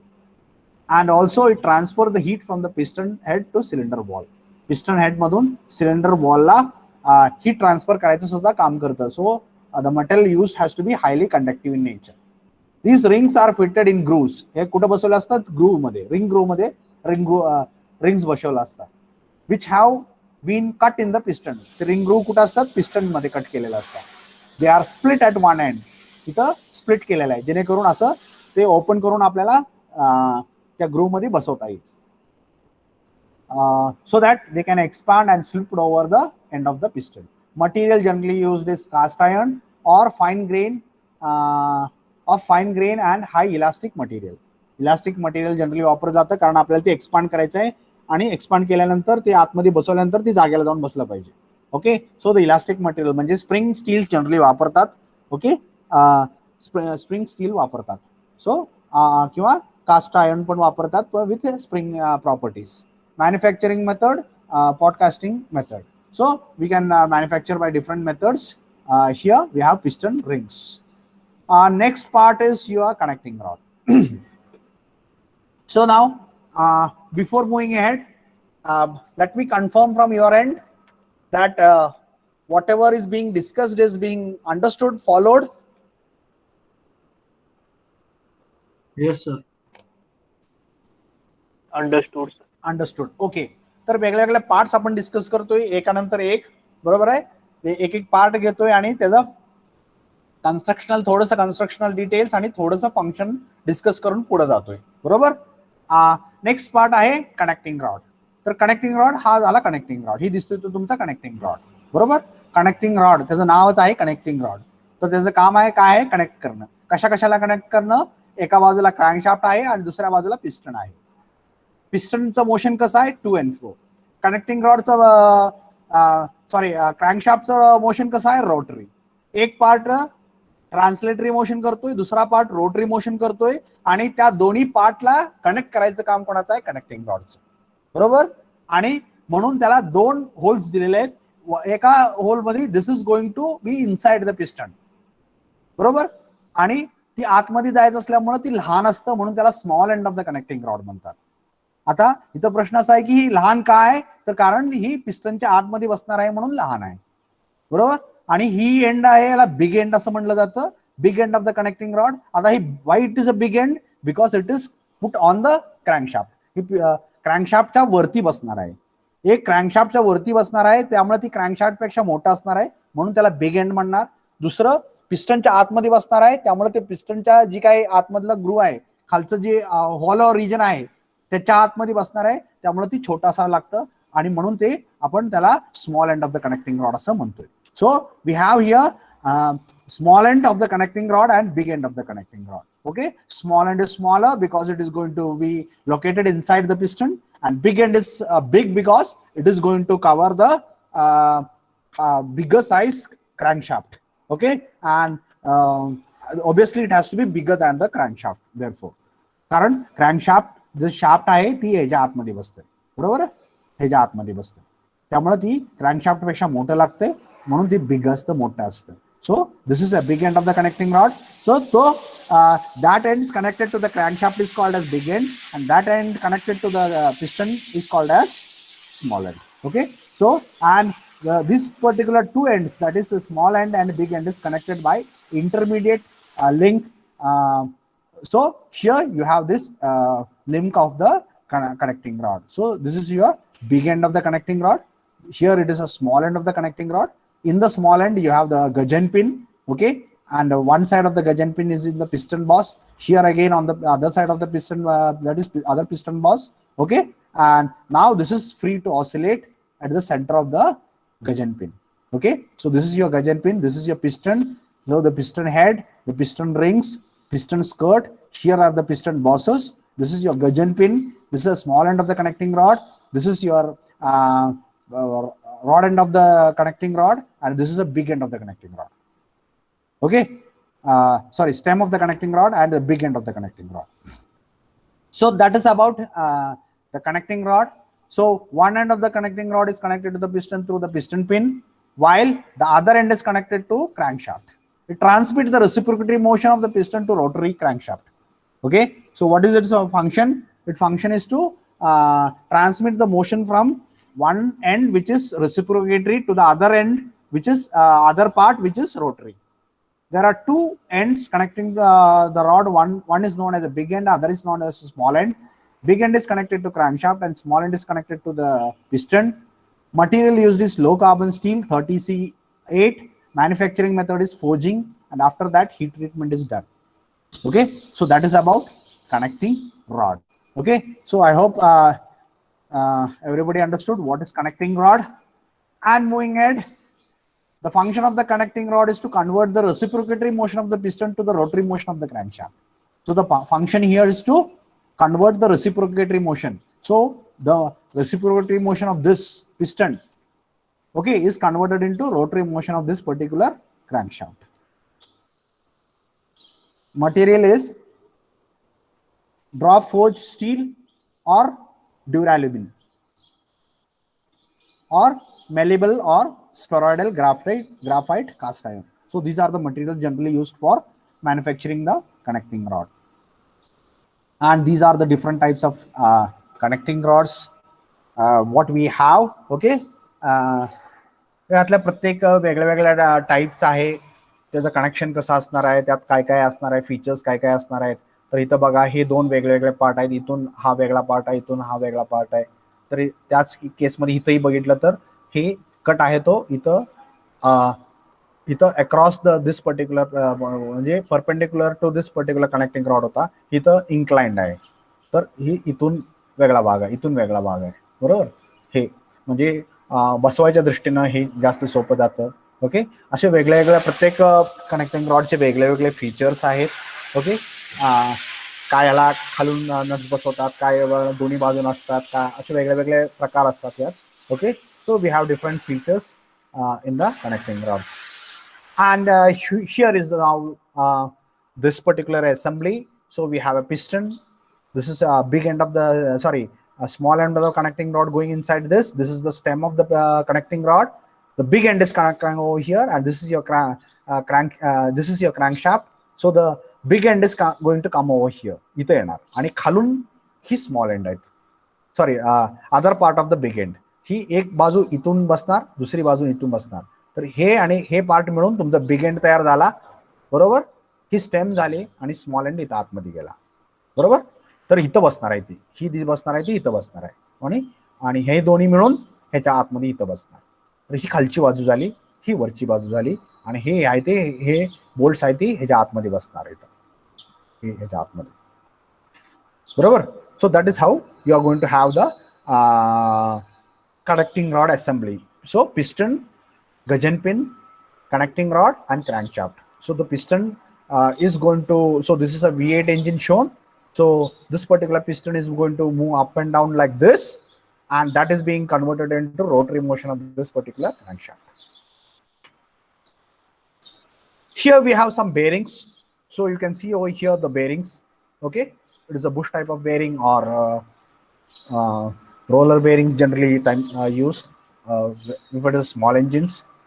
Preferably it is bushed bearings. So this is our bush bearings. So we are using some bearings. The crankshaft is supported by bearings. Everywhere there is a rotary action in the engine.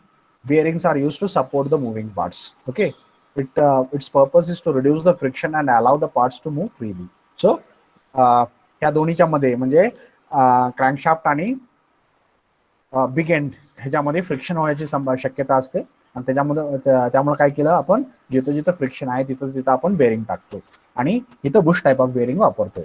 So bush bearings are used. आणि इथं तुम्हाला bush bearing कसे बसवतात दिसले, तर ही half part of the lower part of the bush bearing आहे. Okay, ती इथं बसलंय. तसंच हे वरच्या बाजूचे आहे, हे एक हाफ दाखवलंय, आणि हा वरचा बाजू तो दुसरा हाफ आहे. तर दुसरा हाफ ऑफ बेरिंग ही इथं आहे, आणि त्याच्यावरनं हा big end of the connecting rod, इथं स्टेम असते, त्या कनेक्टिंग रॉडचा एक बाजू इथं आतमध्ये येऊन बसले, बरोबर.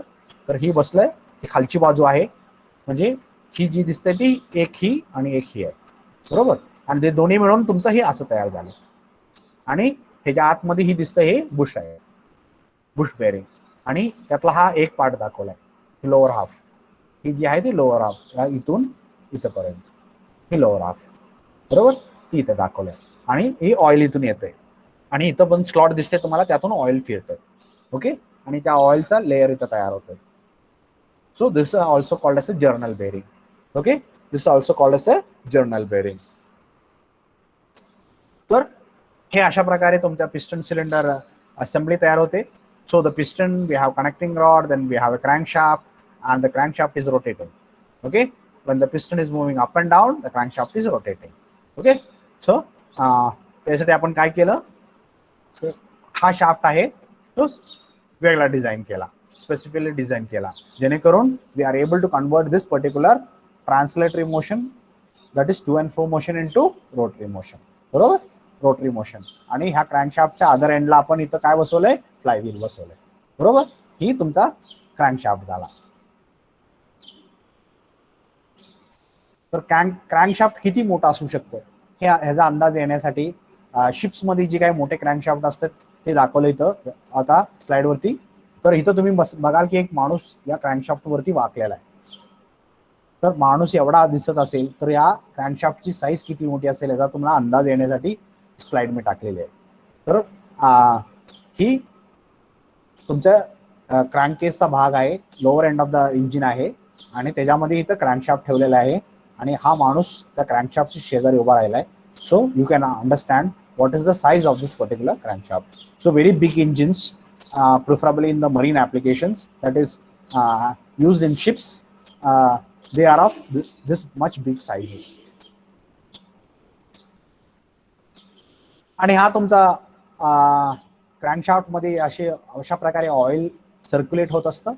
So we have different holes in the crankshaft and through this particular holes the oil is being circulated.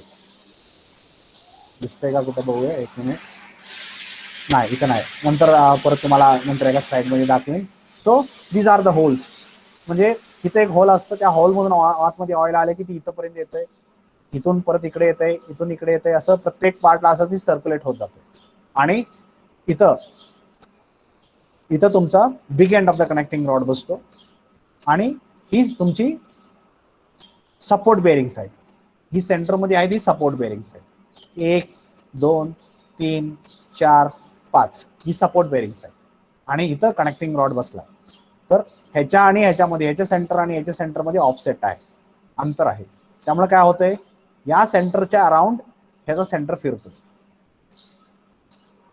Okay, so मग आपण काय करतो, आपण जनरली तुम्ही बघितलं असेल, आपण जनरली इंजिन बद्दल ज्या वेळेला बोलतो त्यावेळेला आपण त्याला कसं डेमॉन्स्ट्रेट करतो, with the help of a circle. मग आपण असं करतो की this is circle, okay, and this is इथं पिस्टन आपण असं काढतो. बरोबर, आणि इथं कनेक्टिंग रॉड असं म्हणतो आणि connecting rod big end is going to rotate like this. It's going to rotate like this. तर ही काम होतं, ही this is the center, is this particular center of this particular part where you have connected the big end of the connecting rod. तर हा centre असा move होतोय आणि this is the diameter of this particular circle. आणि या तुमचा एक big end of the connecting rod इथं असताना पिस्टन टॉप पोझिशन मध्ये असते आणि ज्या वेळेला तुमचं big end of the connecting rod इथं असताना हा बॉटम मोस्ट पोझिशन मध्ये असतो. मग इथं टॉप पोझिशन, इथं बॉटम मोस्ट पोझिशन आणि याला आपण स्ट्रोक असं म्हणतो, इंजिन स्ट्रोक. ओके, तर ही length that is going to be decided by this particular diameter. मग हे डायमीटर जसं वाढवू तसं ही लेंथ वाढतं. ही म्हणजेच थोडक्यात स्ट्रोक कमी किंवा जास्त करायचं असेल तर आपल्याला काय करायला पाहिजे, ही ऑफसेट डिस्टन्स आहे. ही ऑफसेट डिस्टन्स कुठलं, this is the centre of your bearing. ही सेंटर, हा याचा सेंटर आहे आणि हा आहे सेंटर. तर या सेंटर दोन्ही मधलं डिस्टन्स म्हणजे इथून इथंपर्यंत. बरोबर, आणि दुसऱ्या बाजूला एवढं, that becomes radius plus radius, that is diameter. So this is your diameter and this diameter is equal to the distance between top and bottom stroke length. Okay, तर तुम्हाला ही स्ट्रोक लेंथ कमी किंवा जास्त करायचं असेल तर तुम्हाला काय करायला पाहिजे, ही ऑफसेट डिस्टन्स वाढवायला पाहिजे. ह्याचं म्हणजे ह्या बेअरिंगचं सेंटर, सपोर्ट बेअरिंगचं सेंटर आणि ह्या क्रँकचं सेंटर, ह्या दोन्ही मधलं जे डिस्टन्स आहे हे सेंटर आहे आणि ही एक सेंटर आहे, आणि ह्या दोन्हीचं मधलं डिस्टन्स जे आहे that is your is this offset distance. हे डिस्टन्स, हे दोन्ही, हे एवढं डिस्टन्स कुठला आहे, हे डिस्टन्स, या दोन्हीचं सेंटर मधलं distance. Okay, so that is how. आणि ही असं, ही जर समजा एकच शाफ्ट आपण कनेक्ट केला असता तर आपल्याला ट्रान्सलेटरी मोशन रोटरी मोशन मध्ये कन्वर्ट करता आलं नसतं. आणि ही असं कनेक्ट केल्यामुळं, अशा प्रकारे कनेक्ट केल्यामुळं, ऑफसेट करून कनेक्ट केल्यामुळं आपल्याला we are able to convert the translatory motion into rotary motion. Okay,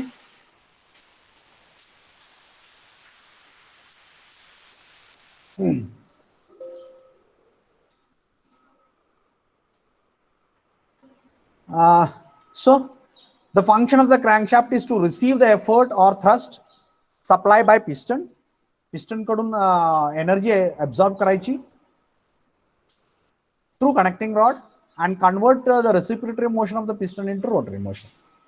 बरोबर, रोटरी मोशन मध्ये कन्वर्ट करायचं. कशाचं rotary motion, क्रँकशाफ्टचं.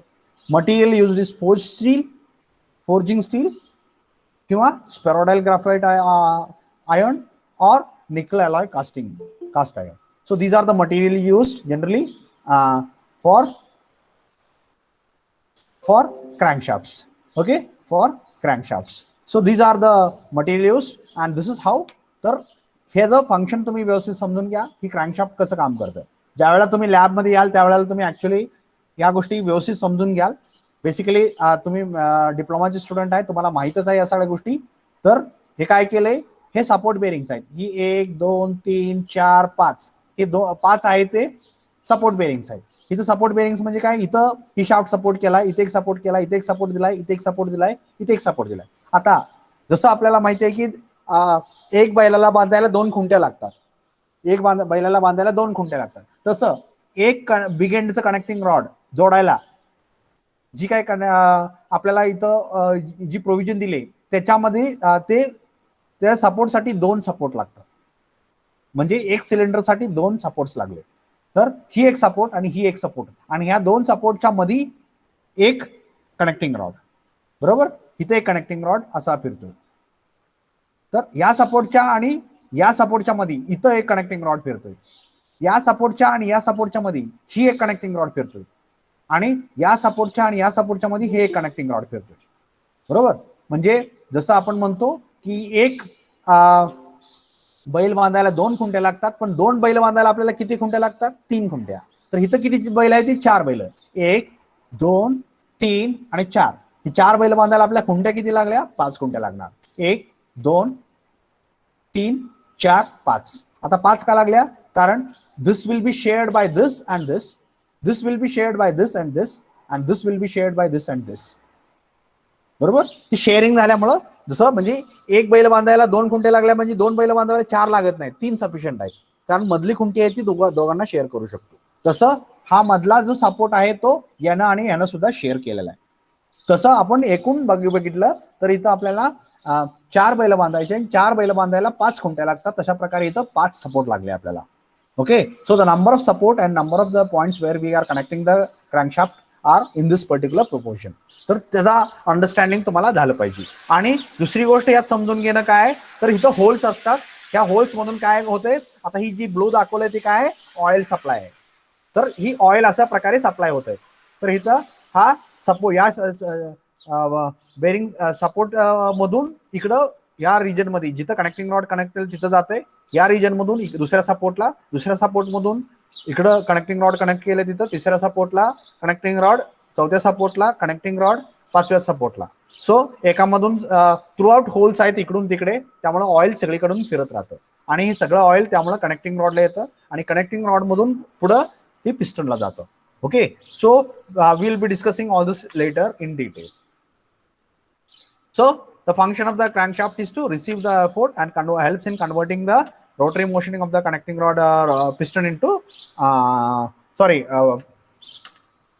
translatory motion into rotary motion. The function of the crankshaft is to transform the reciprocatory motion into rotary motion.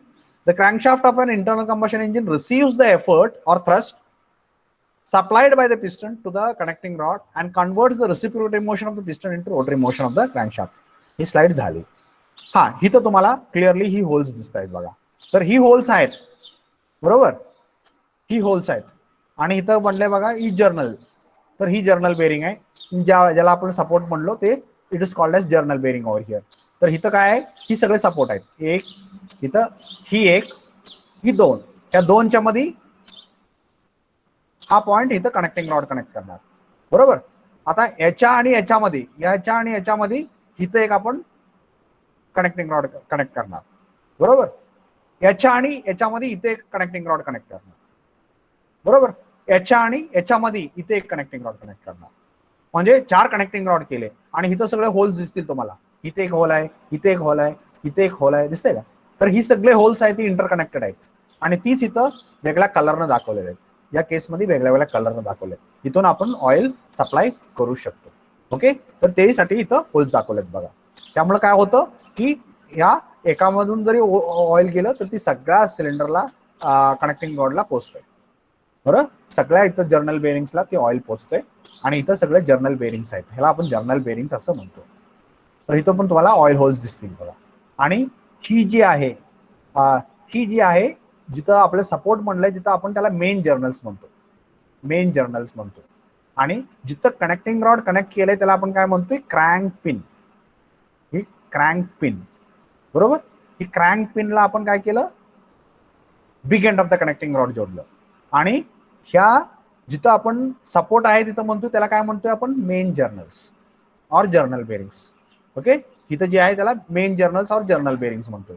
तर 1 आणि 2 ह्या 2 main जर्नलच्या मध्ये एक crank pin, या आणि या मेन जर्नलच्या मध्ये इथे एक क्रँक पिन, या आणि या जर्नलच्या बेरिंगच्या मध्ये इथे एक क्रँक पिन, आणि या जर्नल बेरिंगच्या मध्ये इथे एक क्रँक पिन, बरोबर. म्हणजे 1 2 3 4 आणि 5 क्रँक पिन म्हणजे 5 खुंट्या, आणि सॉरी 5 जर्नल बेरिंग म्हणजे 5 खुंट्या, आणि इथे क्रँक पिन 1 2 3 आणि 4 म्हणजे 4 बैल. 4 बैलांना बांधायला 5 खुंट्या लागल्या. त्या हिशोबाने इथं तुमचं अरेंजमेंट आहे. Okay, so that you can see very clearly over here. आणि इथं ऑफसेट डिस्टन्स तुम्हाला क्लिअरली दिसतंय. ओके, ह्याचं आणि ह्याचं ऑफसेट डिस्टन्स जे आहे, ओके, इथं बघा ही आहे आणि ह्याचं सेंटर डिस्टन्स आहे. ही जी आहे त्याच्यामुळे काय होतंय, ही जी सेंटर आहे, हा सेंटर या सेंटर लाईनला च्या भोवतीने फिरतोय, असं भोवतीने फिरतोय, बरोबर. ही जी सेंटर लाईन आहे या सेंटर लाईनच्या भोवतीने ह्याचं सेंटर, ह्याचं सेंटर, ह्याचं सेंटर, ह्या सगळ्यांचा सेंटर आहे तो फिरत राहतोय कुठल्या, या सेंटरच्या अराउंड, बरोबर. ही मेन सेंटर आहे, बरोबर. ही मेन सेंटर म्हणजे जर्नलचं सेंटर. ही जी सेंटर लाईन आहे याचा आणि ह्याचा, बरोबर. आणि ह्याचं सेंटर आहे, ही क्रँक पिन आहे. तर ही क्रँक पिनचं सेंटर लाईन या सेंटरच्या भोवतीने असे फिरतात. आणि त्याच्यामुळे काय होणार, ही खालच्या बाजूला पलीकडे गेले की पिस्टन खाली आला, ही अलीकडे आले की पिस्टन वरती आला, बरोबर. आपण वरून बघतोय असं गृहीत धरून बोलतोय. तर ही ज्या वेळेला असं फिरेल, ही जी क्रँक पिन आहे ती अशी फिरेल या सेंटरच्या अराउंड, तसं पिस्टन खाली वरती होईल. किंवा ज्या वेळेला पिस्टन खाली वरती होईल त्यावेळेला ही क्रँक पिन अशी गोल गोल फिरेल. In this method, by this method we are able to convert the translatory motion into rotary motion of the crankshaft. तर rotary motion कसं कन्वर्ट होतंय, that you are understood, I think. Okay, now moving ahead we have the valve operating mechanism. तर इथं valve आहेत. हे आपण जे valve बघितलेलं होतं, हे वॉल्व कुठले, आपण इथं सिलेंडर हेड मध्ये जे वॉल्व्स बघितले इथं वॉल्व्स होते. इथं जी वॉल बघितले याच्या आतमध्ये, बरोबर. इथं जी बघितले ही वॉल ही जी दिसतंय ती वॉल आहे. हे वॉल हेड आहे, ओके. ही वॉलचं स्टेम आहे, बरोबर.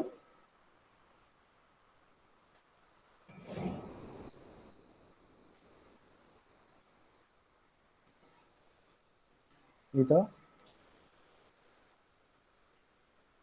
ह्याच्या आतमध्ये, आणि ह्या वॉलला ड्राईव्ह करण्यासाठी इथं एक सिस्टम बसवलेली आहे. तर ह्याला वॉल्व ऑपरेटिंग मेकॅनिझम असं म्हणायचं. तर वॉल्व ऑपरेटिंग मेकॅनिझम कशी वर्क होते, तर ही तुमचे वॉल्स, या दोन प्रकारचे वॉल्स आपण ऑलरेडी बघितलं. एक वॉलला आपण इनलेट वॉल किंवा इनटेक वॉल असं म्हणतोय आणि दुसऱ्या वॉलला आपण एक्झॉस्ट वॉल म्हणतो. तर आता मी एक प्रश्न विचारतो तुम्हाला, तर मला कोणतरी याचं उत्तर द्यायचा प्रयत्न करूया, बघूया येतंय का तुम्हाला. तर एक यातला एक मोठा आहे आणि एक छोटा आहे. तर just try to guess out of this two, म्हणजे हा एक सेट असं वेगळे वेगळे सेट आहेत. एका सेटमध्ये एक मोठा वॉल एक छोटा वॉल, बरोबर. तर तुम्हाला इथं बघितलं तुम्ही तर तुम्हाला ती क्लिअरली दिसेल, एक छोटा वॉल आणि एक मोठा वॉल. कुठं तुम्हाला दिसेल, सिलेंडर हेड मध्ये. कुठं गेलं सिलेंडर आहे, हा इथं बघितलं, एक मोठा वॉल एक छोटा वॉल, बरोबर. तर एक मोठा वॉल आहे एक छोटा वॉल आहे, ही एक सिलेंडर आहे. तर एक सिलेंडर मध्ये एक छोटा वॉल आणि एक मोठा वॉल. आता मला तुम्ही सांगायचं आहे की यातला या छोटा आणि एक मोठा याच्यापैकी कुठला इनलेट वॉल असू शकतो आणि कुठला एक्झॉस्ट वॉल असू शकतो आणि का. Can anybody give the answer.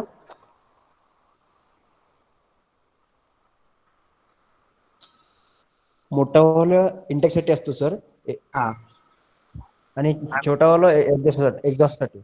मोठा वॉल इंटेक्ससाठी कशामुळे म्हटलं तर sir, air plus fuel ratio entrance करण्यासाठी जास्त. बर. एनी अदर व्ह्यू, अजून कोणाला काय याच्यातनं गेस करू शकता.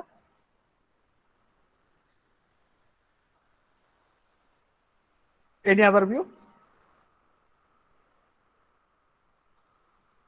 मी तर असं म्हणेन की व्हॉल्यूम अगोदर कमी आहे, कारण अगोदर एअर आहे प्लस फ्युएल आहे, ती लिक्विड आहे आणि लिक्विड थोड्या प्रमाणात आहे, परंतु तीच लिक्विड ज्या वेळेला गॅस होतं त्यावेळेला त्याचा व्हॉल्यूम वाढतोय.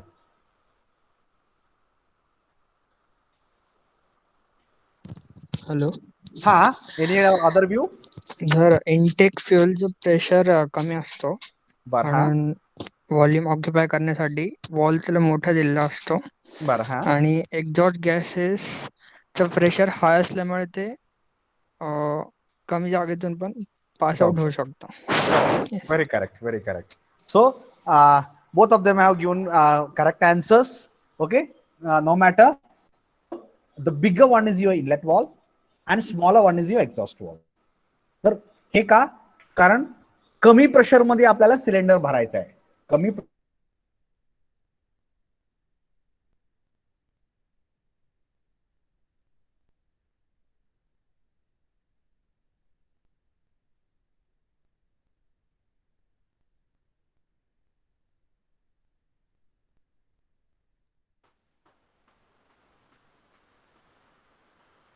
am I audible? Yes. Yes, okay. So कमी प्रेशर डिफरन्स, बेसिकली आपल्याला इथं काय बघायचं आहे की कमी प्रेशर डिफरन्स म्हणजे आतमधलं सिलेंडरच्या आतमधला जो प्रेशर आहे तो आणि ऍटमॉस्फेरिक प्रेशर मधला जो प्रेशर आहे तो, ह्या दोन्ही मधला जो डिफरन्स आहे तो कमी आहे. कधी, इनटेक कंडिशन्स मध्ये, इनलेट कंडिशन मध्ये, म्हणजे ज्या वेळेला सक्शन होतंय त्यावेळेला. तर प्रेशर डिफरन्स कमी असताना आपल्याला तो भरायचा आहे, आणि बेसिकली गॅसेस मूव्ह का होत आहेत, प्रेशर डिफरन्समुळे. आणि त्याची मुवमेंट कोण गव्हर्न करते, अमाऊंट ऑफ प्रेशर डिफरन्स, बरोबर का. अमाऊंट ऑफ प्रेशर डिफरन्स जास्त असेल तर मुवमेंट फास्ट होणार, अमाऊंट ऑफ प्रेशर डिफरन्स कमी असेल तर मुवमेंट स्लो होणार. मग अमाऊंट ऑफ प्रेशर डिफरन्स कमी आहे म्हणजे आतमधलं आणि बाहेरच्या प्रेशर मधलं जो डिफरन्स आहे तो कमी आहे, आणि त्यामुळे गॅसेस स्लो मूव्ह होणार. आणि अशा कंडिशन मध्ये आपल्याला सिलेंडर भरायचं आहे, म्हणून आपण काय केलं, इनिशियली इनलेट वॉल मोठा दिला. परंतु एक्झॉस्ट कंडिशन मध्ये काय आहे, आतमधला खूप मोठा प्रेशर आहे, जास्त प्रेशर आहे, बरोबर आहे, आणि ऍटमॉस्फेरिक प्रेशर जो आहे तो आहेच 1 atmosphere, आणि परंतु ह्या दोन्ही मधला जो डिफरन्स आहे तो खूप मोठा आहे. आणि मोठा डिफरन्स असल्यामुळं आपल्याला एक छोटा गॅप सफिशियंट आहे सगळं गॅसेस बाहेर यायला. उदाहरणार्थ आपला एक बलून आपण फुगा फुगवलाय, त्याला एक टाचणीचं होल बास आहे आणि स्प्लिट सेकंड बास आहेत सगळं गॅस बाहेर यायला. का? प्रेशर डिफरन्स जास्त आहे. आतला आणि बाहेरचा प्रेशर डिफरन्स जास्त आहे. त्यामुळे प्रेशर डिफरन्स जर जास्त असेल तर even the small hole is sufficient to take out the gas out in very small amount of time, and therefore small wall is sufficient enough to take care the exhaust. But during inlet, the difference in the pressure between the inlet, that is cylinder, inside the cylinder and outside atmospheric gases, is very less. And under such conditions, if you want to fill the cylinder completely, that is to ensure the volumetric efficiency, higher volumetric efficiency, then you have to give a bigger hole, and bigger hole means bigger wall. Therefore, very correctly your friends have given the answer, that is you have bigger wall for inlet and smaller wall for exhaust. I think everybody agree. Is there anybody who is not agreeing with this view? Everybody is agreeing. Can I get answer? Can I get answer?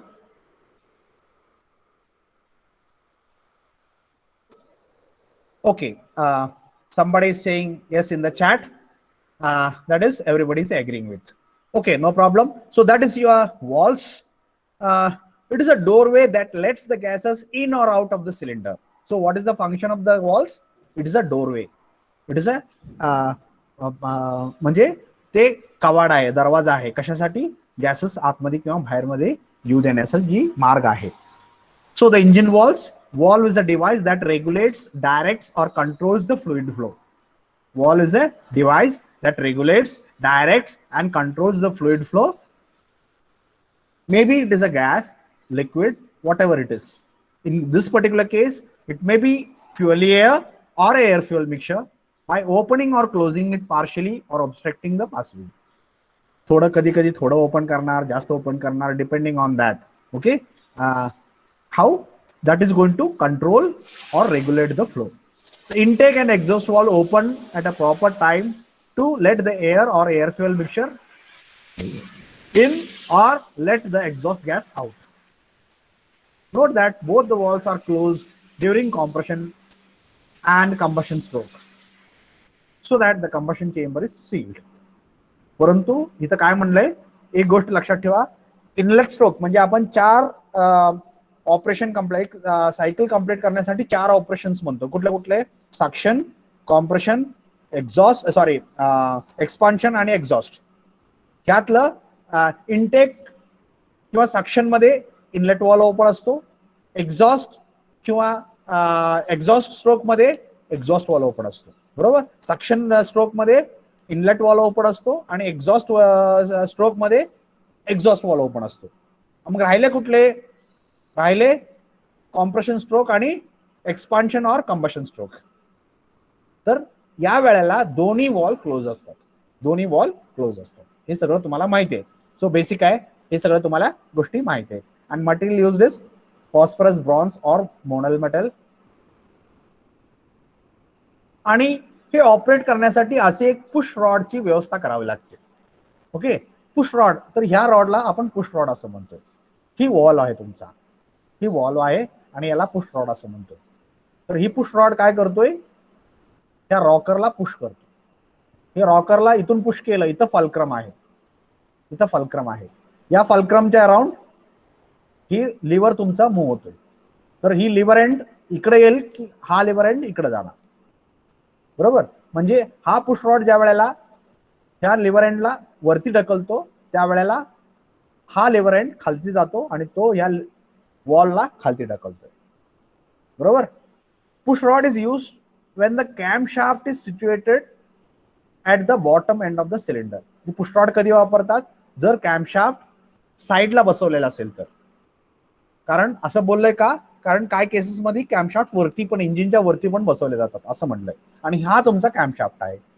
It carries the camshaft motion to the valves. तर इथं जी कॅमशाफ्ट आहे ती काय करते?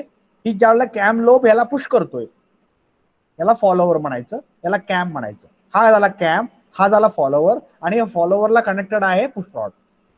तर when the cam lobe is coming on the upper side, the follower is being pushed up, and since the push rod is connected to the follower, the push rod is moving up, and since this is connected to the lever end, this lever end, the lever end is moving up.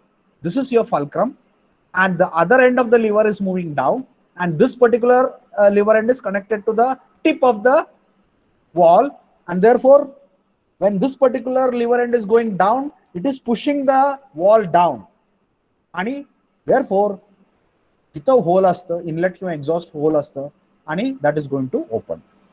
Okay, so that is how it is operating. So let us see again very clearly. So ही आहे तुमचं, ही wall आहे, ही wall ह्या region मध्ये बसलाय, ही hole आहे, हा समजा इनलेट होल आहे असं गृहीत धरूया, बरोबर, इनलेट मॅनिफोल्ड आहे असं गृहीत धरूया. तर यातून एअर येते, परंतु इथं बघा, इथं ही सील आहे, या सीट वरती ही वॉल बसलेला आहे. So we say the valve is sitting on seat. या रिजनला ह्याला सीट म्हणतात, SEAT. सिटिंग म्हणलं की SIT, आणि सीट म्हणलं की SEAT, बरोबर. Valve is sitting on it seat. Valve is sitting on it seat. ह्यातलं सिटिंगचं SITTING, सिटिंग वर्ब आहे, आणि सीट ही, तर ही सीट SEAT, बरोबर. आपण बसतोय, त्या बसण्याच्या क्रियेला सिट, परंतु ज्याच्यावर बसतो त्याला सीट SEAT.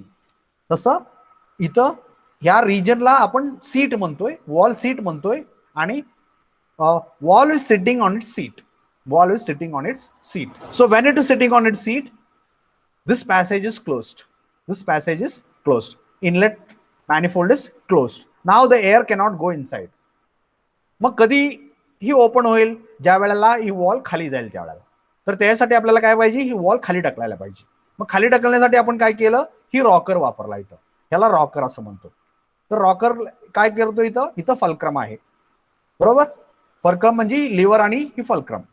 लिव्हर प्रिन्सिपल तुम्हाला माहिती आहे, बरोबर. लिव्हर प्रिन्सिपल सगळ्यांनी आपण स्टडी केलेला आहे, बरोबर.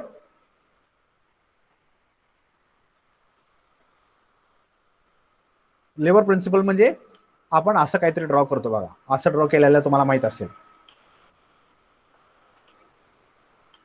बरोबर. हे असं काहीतरी आपण ड्रॉ करतो, आणि आपण म्हणतो काय, इथे एक लोड, इथे एक लोड, असं करतो, आणि याला आपण लिव्हर असं म्हणतो.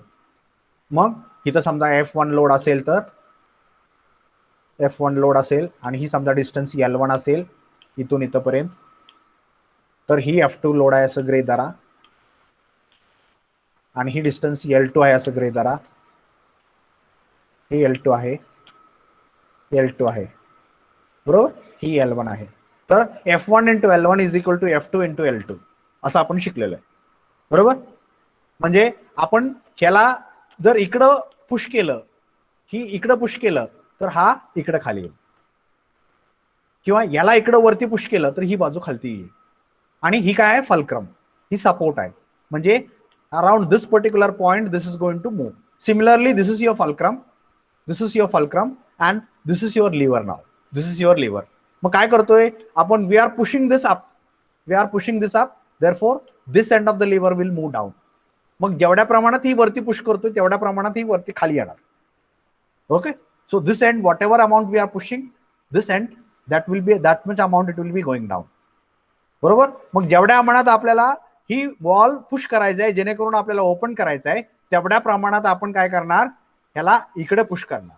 आणि ह्याला पुश करण्यासाठी इथं आपल्याला this is your push rod, this is your push rod, आणि ह्या पुश रॉडच्या खालच्या एंडला इथे एक फॉलोवर कनेक्टेड आहे, आणि इथे एक वॉल कनेक्टेड आहे, वॉल, सॉरी कॅम. तर ही कॅम झाला, ही फॉलोवर झाला, ही पुश रॉड झाला. ओके, आणि हे तुमचं रॉकर किंवा मेकॅनिझम आहे, ज्याला आपण वॉल ऑपरेटिंग मेकॅनिझम असं नाव म्हणतो. मग ह्या कम्प्लीट असेंब्लीला आपण operating mechanism, wall operating mechanism असं म्हणतो. वॉल ऑपरेटिंग मेकॅनिझम असं म्हणतो. तर ही झाली तुमची wall operating mechanism. So that is about wall operating mechanism. Let me see, check out. Okay, next slide, it is very clearly given. Two walls sitting on their seats, and this is your head of the wall. This is the stem of the wall, and this is called as tip of the wall.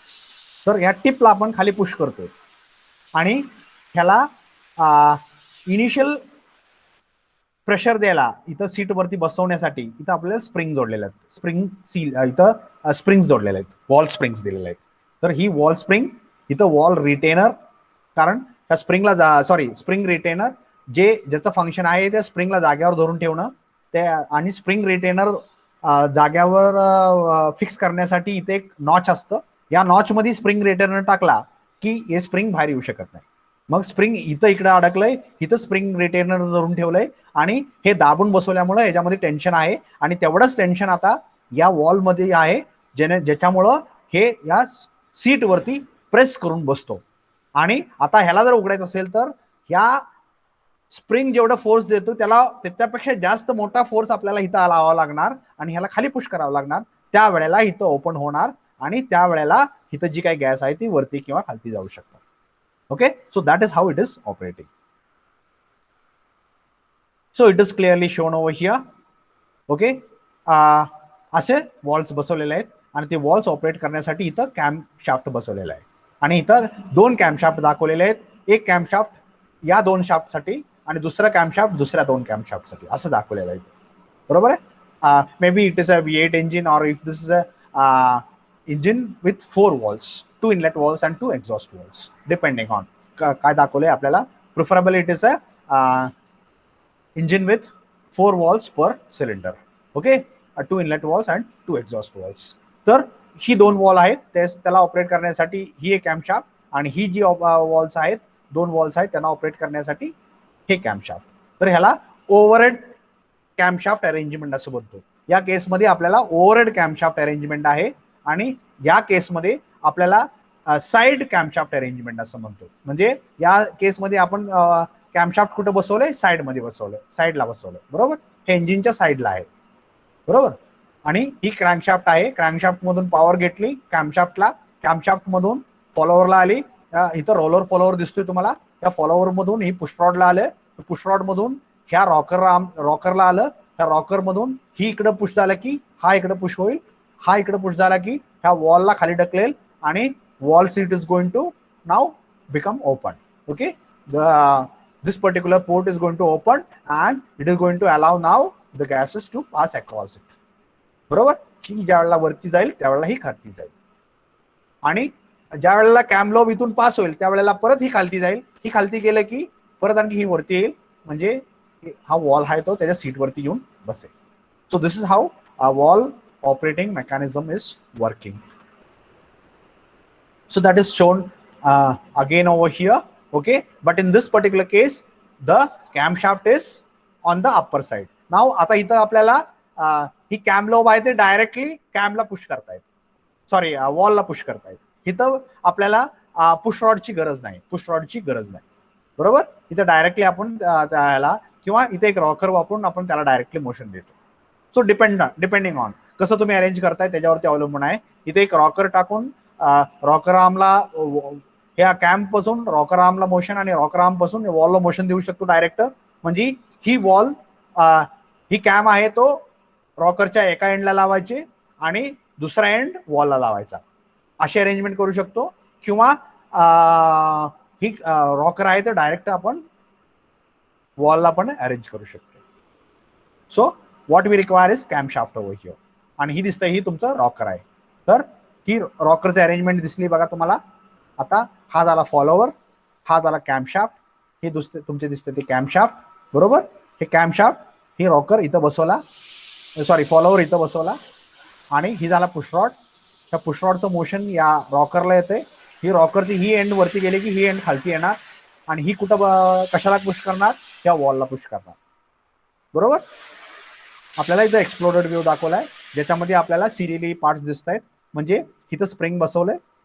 बरोबर, ही wall, आणि ही wall spring, इथं spring retainer असणार. हे rocker आला, ह्या रॉकरच्या दुसऱ्या एंडला इथं फल्क्रम, दुसऱ्या एंडला पुशरॉड, पुशरॉडच्या अदर एंडला फॉलोवर, आणि फॉलोवरच्या पुढे कॅम्पशाफ्ट. आणि या कॅम्पशाफ्टला पॉवर कुठून मिळणार? कॅम्पशाफ्ट पासून. कॅम्पशाफ्ट फिरलं की wall lobe, sorry cam lobe वरती आला. ही कॅम लोब दिसते बघा, 1 2 ही सगळे कॅम लोब आहेत. ज्या वेळेला कॅम लोब वरती येईल त्यावेळेला त्या फॉलोवरला पुश करेल. त्या फॉलोवरला पुश केले की पुशरॉड वरती जाईल. पुशरॉड वरती गेला की this end of the this lever, which we call here as tappet, or we call it as, what is the name here, what we are used for that?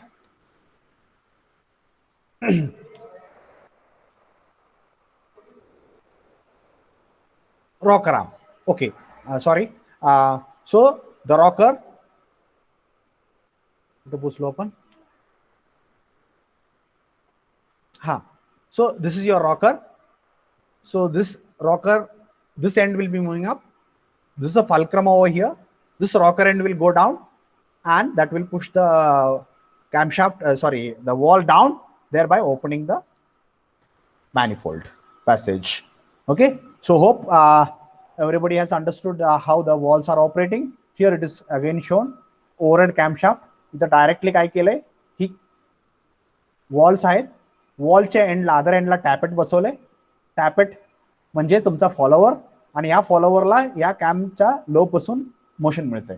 तर कॅम लोब ज्या वेळेला येईल त्यावेळेला ह्या टॅपेटला दापेल. ह्या टॅपेट म्हणजे हा follower आहे. हा फॉलोवरला मोशन मिळालं की तुमच्या वॉलला मोशन मिळालं, म्हणजे वॉल खाली सरकला की ओपनिंग होईल.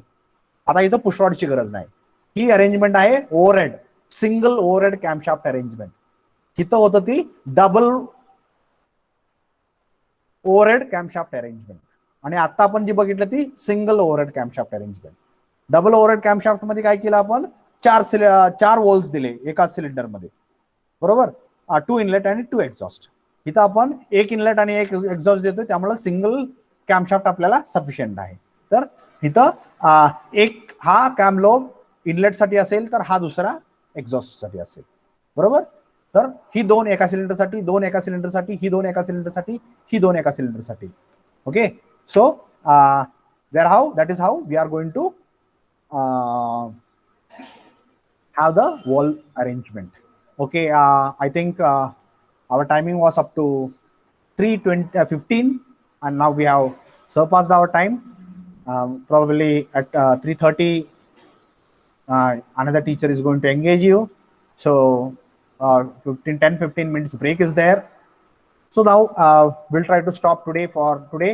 Now what you can do is you can mark your attendance in the chat box and leave. Mark your attendance in the chat box and leave. Everybody mark your attendance in the chat box and leave.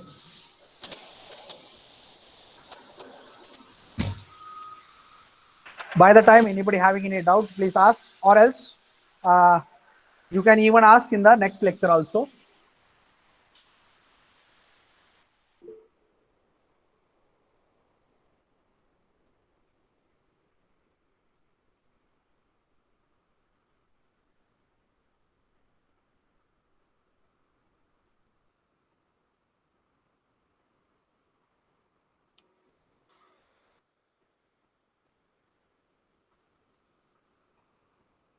So everybody can mark their attendance in the chat box before leaving. Ensure it.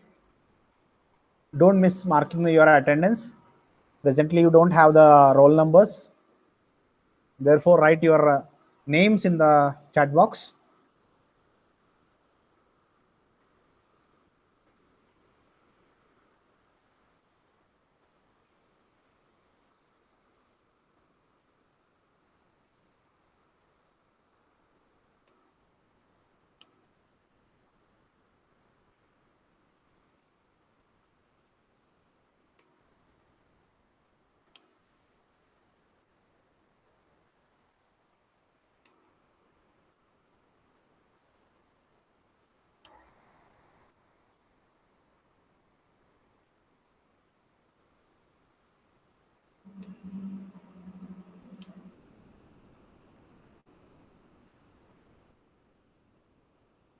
Okay, thank you